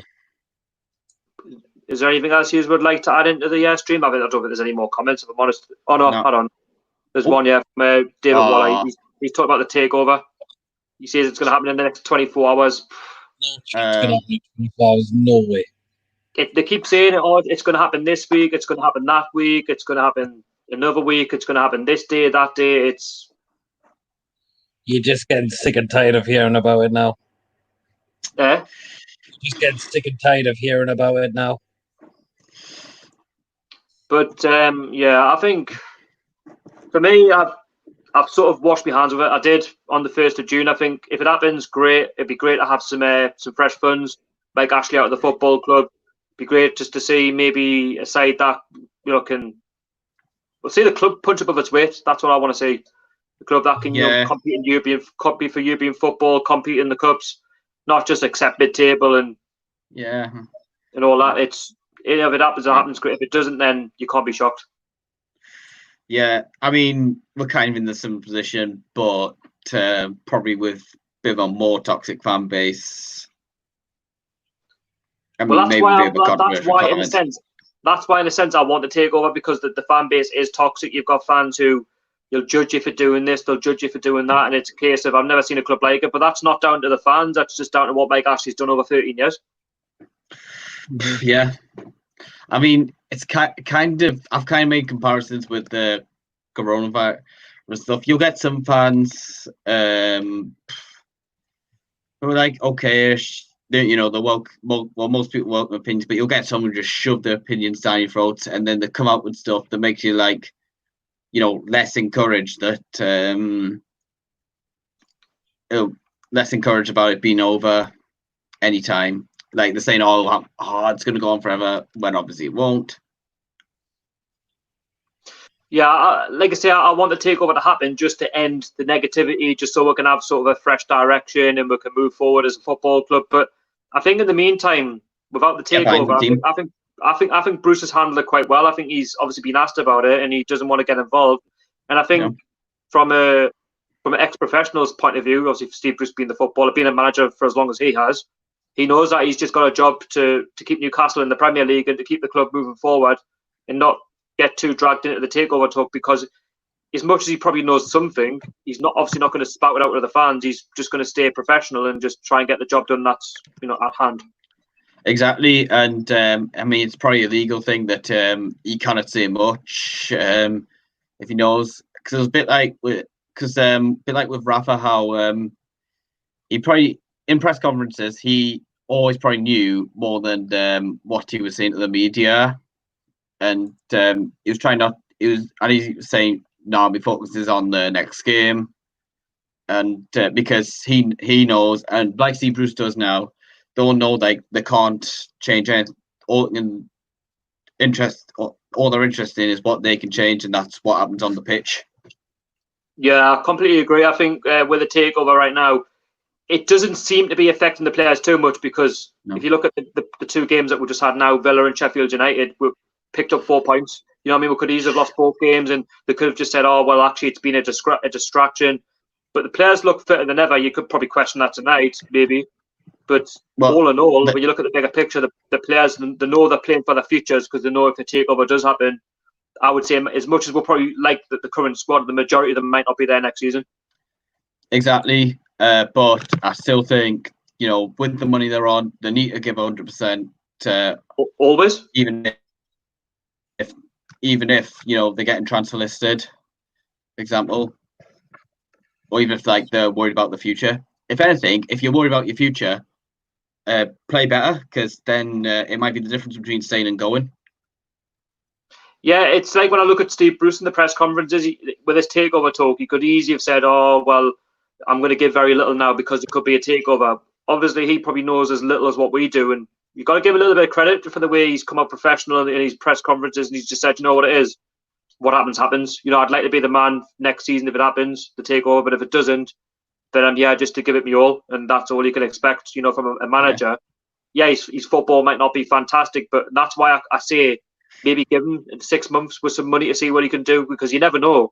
Managers are there to prove you all wrong, like what Steve Bruce has done this season. Oh, we don't want Steve Bruce. I'll put my hand up right now and say, do you know what it is? I didn't want him at the club. I thought he was not my type of manager, championship based. Didn't think he was capable enough of keeping up, but he's done that with, well, I wouldn't say just yet, but he will potentially do it with, if we get a draw against Bournemouth, we've done it with 6 games to go. Potentially should have been 7 if we've gotten something tonight, but yeah, you can't deny the work he's doing. Even right now, under the pressure, he must be with a board situation. Yeah, and I just hope, regardless, that the players don't,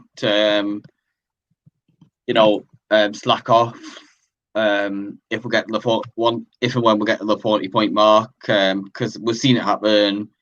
There was a couple of seasons in a row, Pardew and Carver, where we just slacked off in the second half, assumed we were safe, and eventually, protests came back. I'll ask you both this question, actually. The fact that we hit 38 points, beating Sheffield United, we played Villa tonight and we drew 1-1. Do you think there was a suggestion of lapse of concentration? Players think, "Oh, we're on 38 points. If we get a draw tonight, 39, we're pretty much there." Do you think there was some sort of a? Do you think there's a sign that they might start thinking, right, that's us done now? We've only got so long on our contracts, and we'll see where we are next season. I think.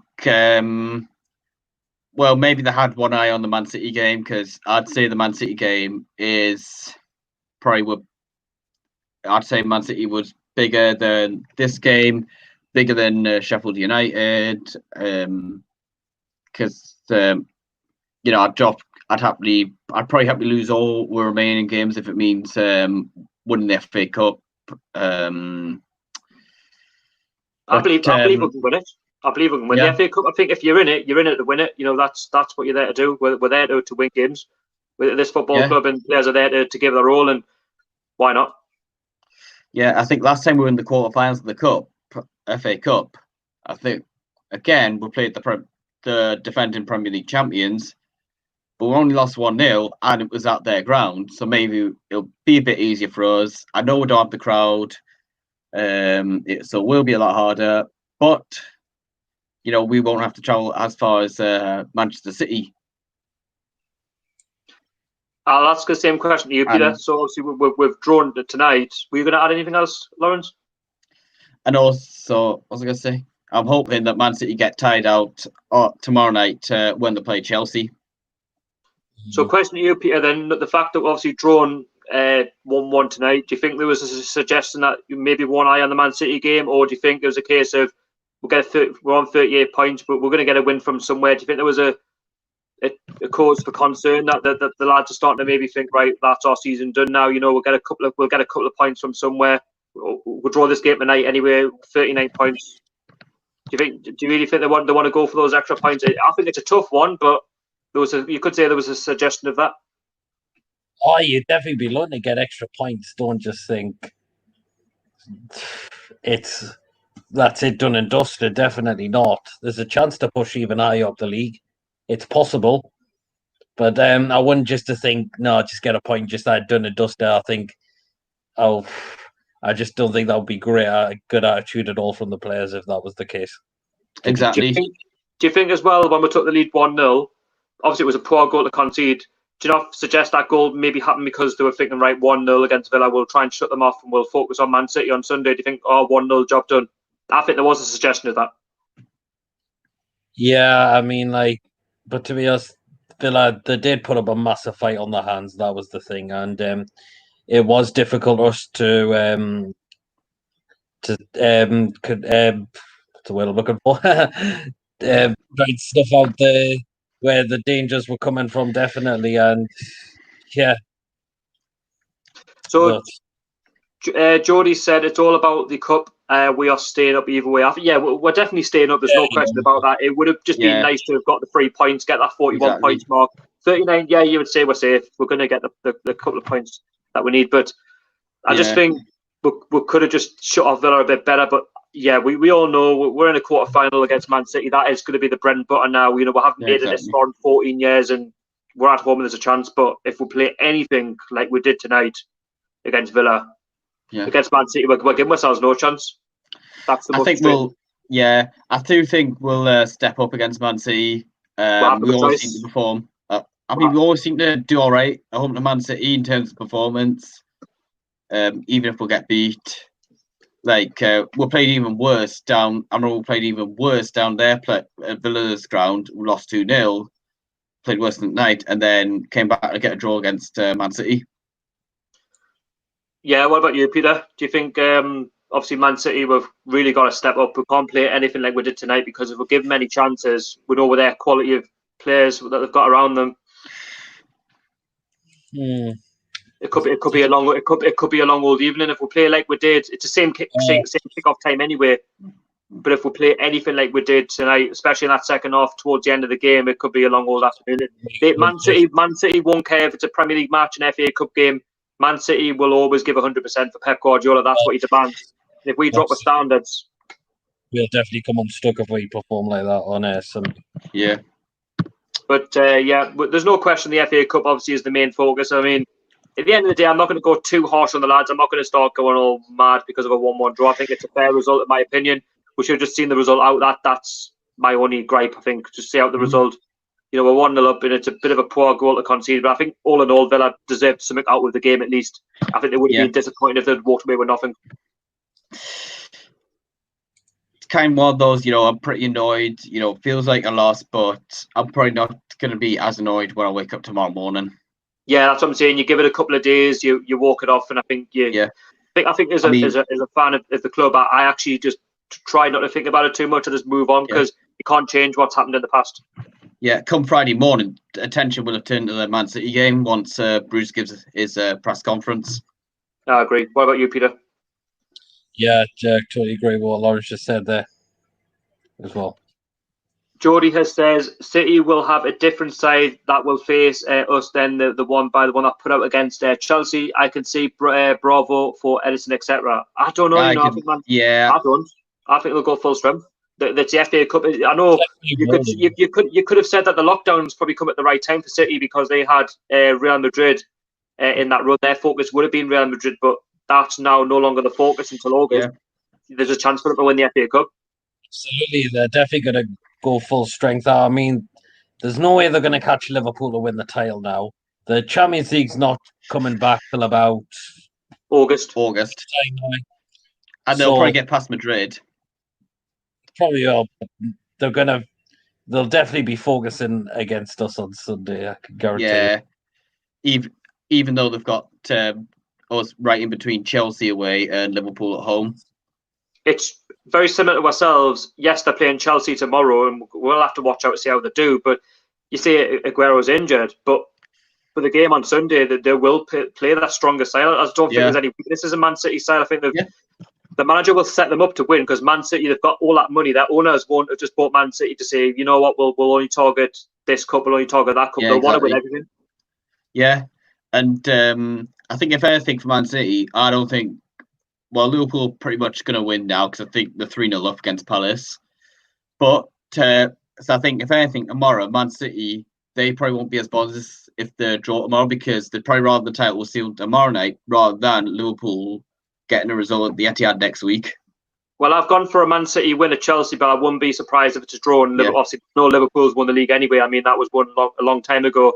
It's only been delayed because of the pandemic.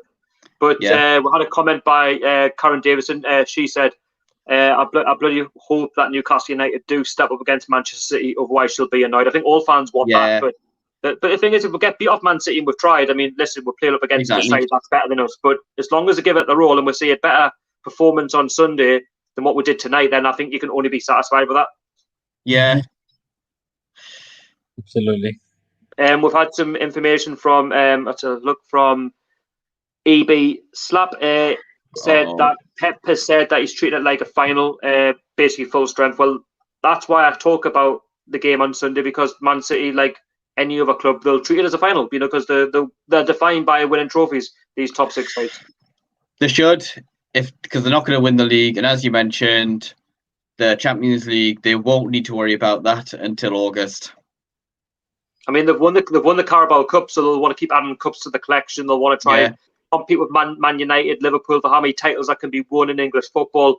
You know, their owners are in there to make them a successful, sustainable club. And with this potential takeover that we've got, you'd like to hope that if something happens, we can go down the same route, because we have as a club, we should have the same sort of ambitions. But for Man City, I will expect Man City to play the same way like they played against any other club on Sunday. I expect them to play well, high up the pitch, demand a lot from the squad.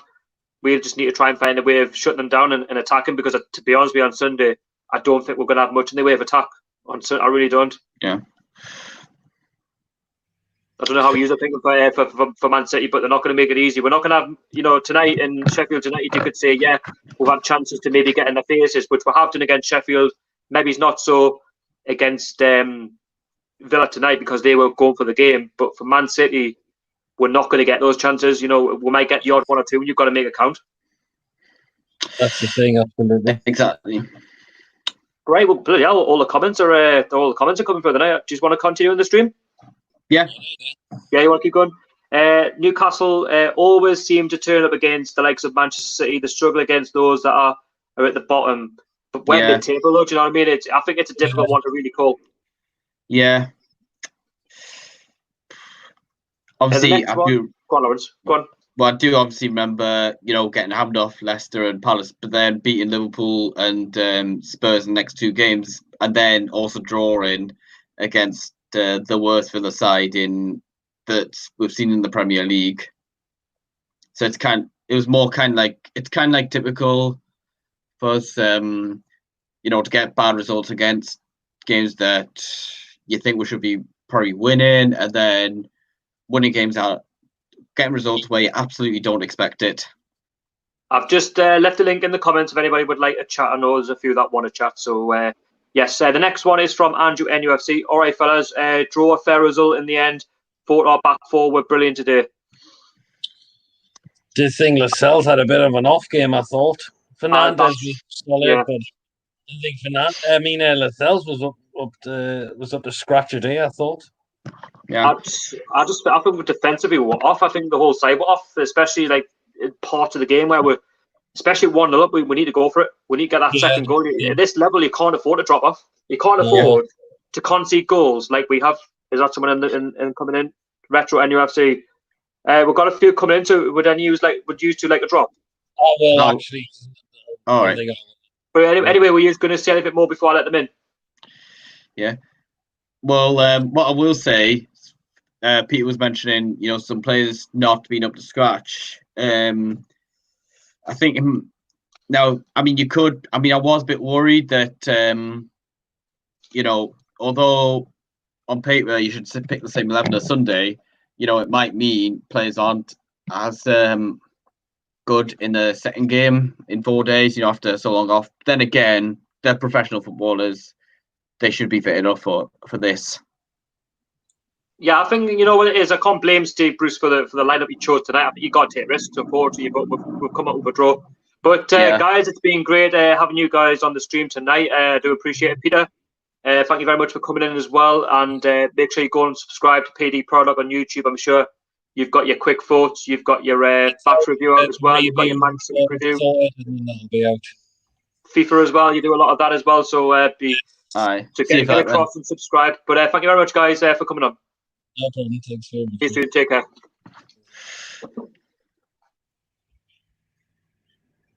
I'll see you two off, and then I'll let these two in. Okay. Should have found out to get out this stream.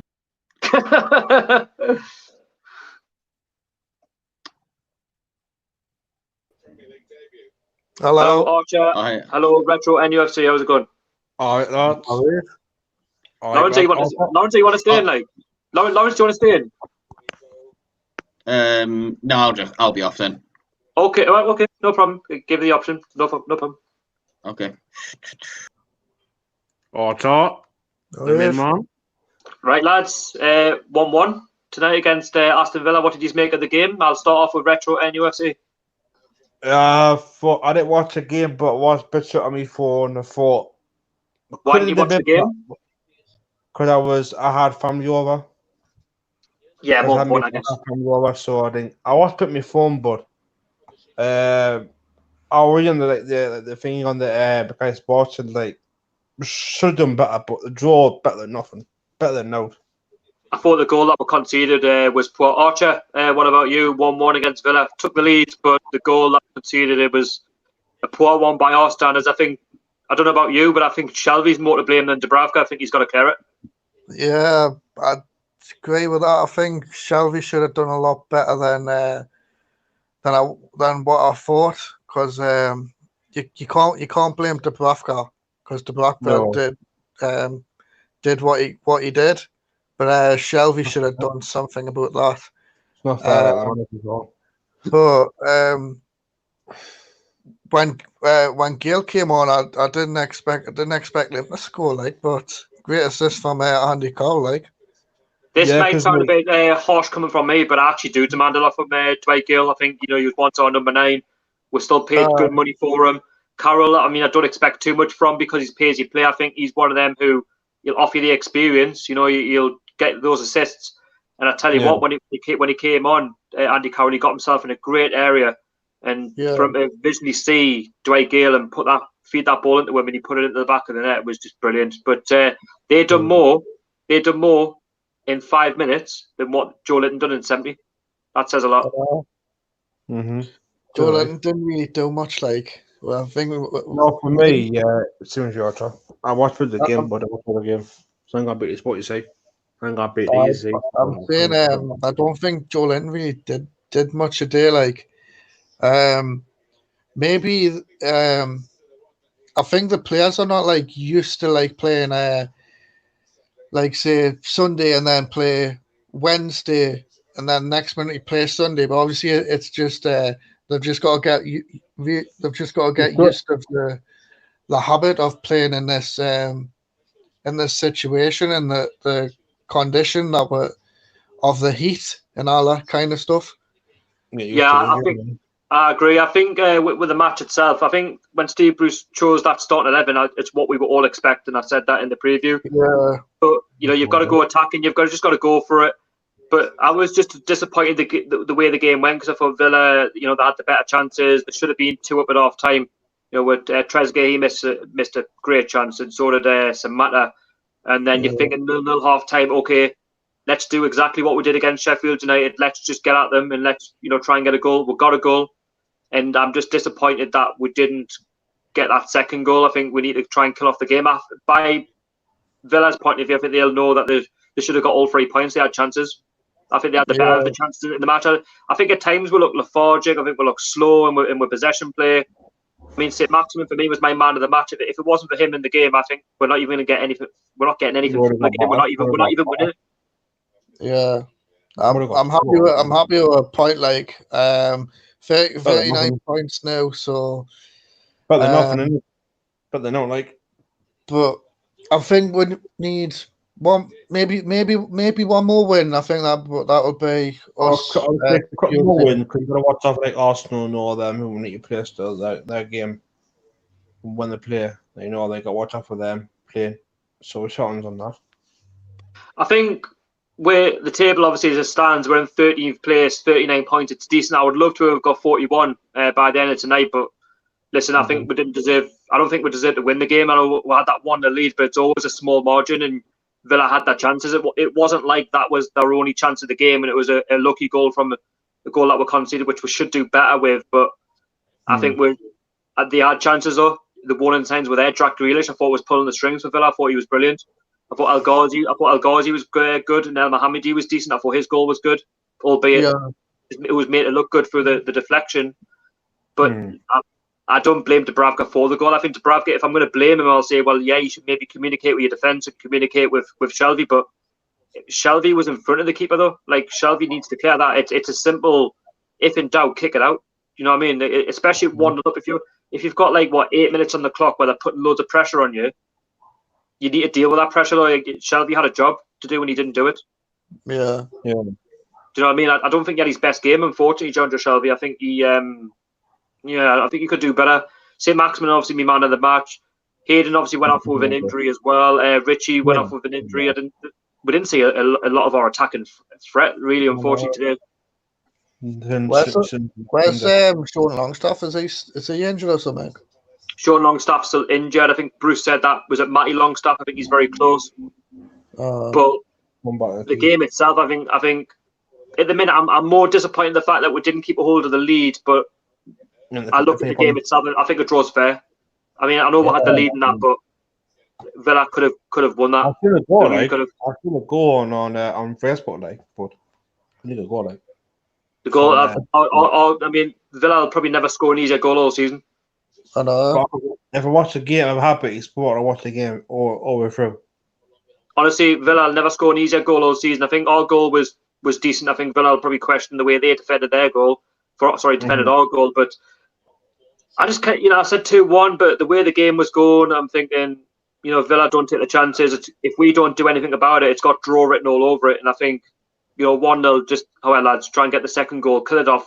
But the minute you sit back and you invite Villa on or any opposition, they're going to punish you. And that's exactly what they did. And they even had a chance in the 12th minute with Trezeguet.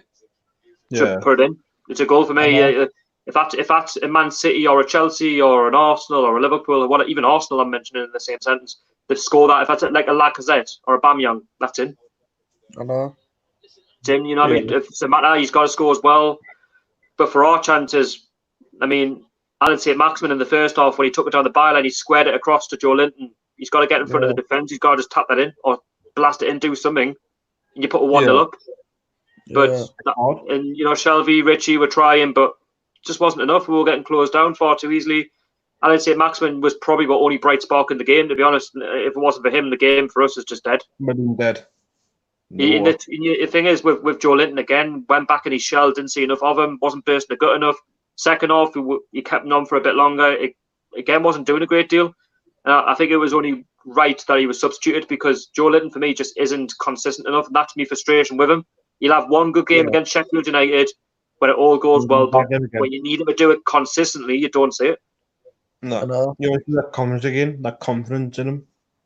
I'm sorry to say, but when two injured players who are Mr. Treatment Rooms, when they make more impact in 5 minutes than what Joe Linton's done in that 60, 70-minute period, that says a lot. That says how poor Joe Linton is as a striker. He's not a number 9.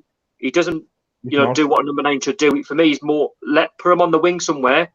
You might even have to change the formation to 4-3-3 to suit Joe Linton to put him on the left. Maybe put we need that target striker, but For me, short term, you'd either put Dwight Gayle there or Andy Carroll, but next season we need to be looking into a striker. I think Joe Linton should be stripped of the number 9. Going quick, going good and fast and get that, and then goes in. I would have given the number 9 like Dwight Gayle.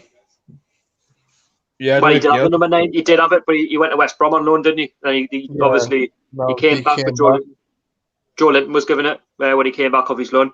We've had a comment from Mags. He says, "Not a bad match today by the lads. Still, a point is good. We should have won, but still, great work by the lads." I think I know what he means. We should win the game with a 1-0 lead, but all in all, it's a decent point because we could have lost it. If I had the minute, so I wasn't going to do, but I didn't. Yeah. David Wallace says 3-0 to Newcastle for the game against Manchester City on Sunday. Would there be any changes you would make going into the Man City game on Sunday? Because I know Hayden and Richie apparently have come off injured. Well, they're going to be injured, so Aguero for City, and I know that. Obviously, Man City play tomorrow. They've got Chelsea, but I think that Man City have got quality though. That's a problem. They won't have to worry as much. They've got pace. They've got lots of that Phil Foden. They've got Bernardo Silva. They've got David Silva. David Silva. They've got them lot, and they've got De Bruyne as well. It's gonna be a hard game, Sunday, but we've got to think positive on this game tonight. If can work on that. With Richie and Hayden injured, I think Bruce will have to drop in Bentaleb and Lazaro. I can see Lazaro getting a game on Sunday. I really can. I think Richie, he looks as if he pulled up. I'm not too keen. I'm not too sure about about the rest of them, but I think there will be a lot of changes going into Sunday. I think Steve Bruce was right to pick the same side. I think you've got to take risks, and that's just what happens. And unfortunately, we didn't get the 3 points. But there was. I think there's always going to be injuries though. Like we're playing back to back games. That's the way it's going to be. Yeah. Man City, you've got the luxury of changing to say we haven't. Do you not think tonight though that we had sort of one eye on the? There's no excuse for the way we conceded the goal, but do you not think there was one eye on the FA Cup the minute we went 1-up against Villa? Yeah, it should have been better at that today. Mags says, "How's it going, everyone?" He's asking you how you're both doing. Enjoying the very hot weather today. Just a shame with the lads couldn't get that win to capitalise on the nice weather. Hot day today. It's been a very hot day this morning. It's been hot, right? Oh, I've been going on my daily walks. I've been drinking plenty of water, eating well. So how many trips today? For the first losing weight, man. Week. I'm losing weight. Which is great. But anyway, Some of that. That's all right. So Eastlap said, "Let's not act like Gayle is the answer, though. Remember, he's been very average for a long time now." I know he's not the answer. I mean, that's not what I'm saying. I think for short term, he will be, but for next season, we'll definitely be looking into a new striker. Yeah.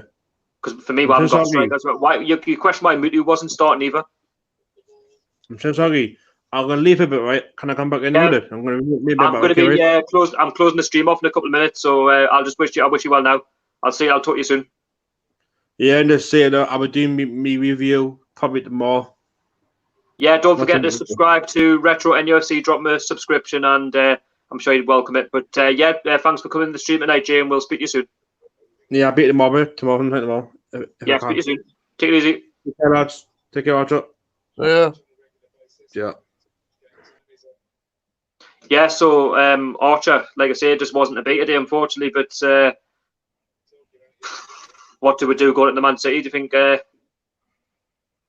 you need to go about a different system, maybe, or? I think we'll maybe probably stick with the same formation, but like I'm debating whether with it being Man City, this is a thing he could.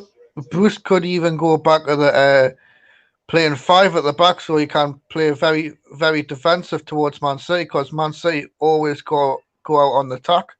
But which we should. But when it comes to like Man City, we should like be like quite defensive, because obviously we've been an FA Cup tie. Maybe Bruce want to do that, but maybe you want to just go out for the attack. But he can either go play 5 at the back, or he can just stick with playing with a 4. I think it is going to be an interesting one for Sunday. It's good that you'd say that. Actually, it would be brave of Steve Bruce, I would say, to go 5 at the back, but it would make sense because they're a good side. And with Steve Bruce obviously getting criticism for the 5 at the back anyway, and he's changed it to 4, we're playing a lot better. Not in all games, but some of them. But if he did play 5 at the back against Man City, I think I'd be a little bit disappointed. I think I'd rather just go with a 4. If we get battered, it's against Man City. But I'd rather play 4 at the back and be expressive. And you would say, yeah, we're at home, the fans, etc. But there is no fans. We know that we're not favourites for the game. The pressure's on Man City. Do you know what I mean? Yeah. Pressure is on Man City to win the game. The pressure on our lads is to do it for the City. But the bigger picture is to win the game. And I think for us, I'd still stick with a 4. For me, we just need to be a bit more expressive. We need to try and win every tackle. It's not going to be easy with our attack. It's not to suggest that, on my day that we couldn't just get in Man City's faces and, give it to them. But I suppose we'll wait and see. But Archie, I'm going to wrap up the stream in the next couple of minutes. So is there anything else you would like to add?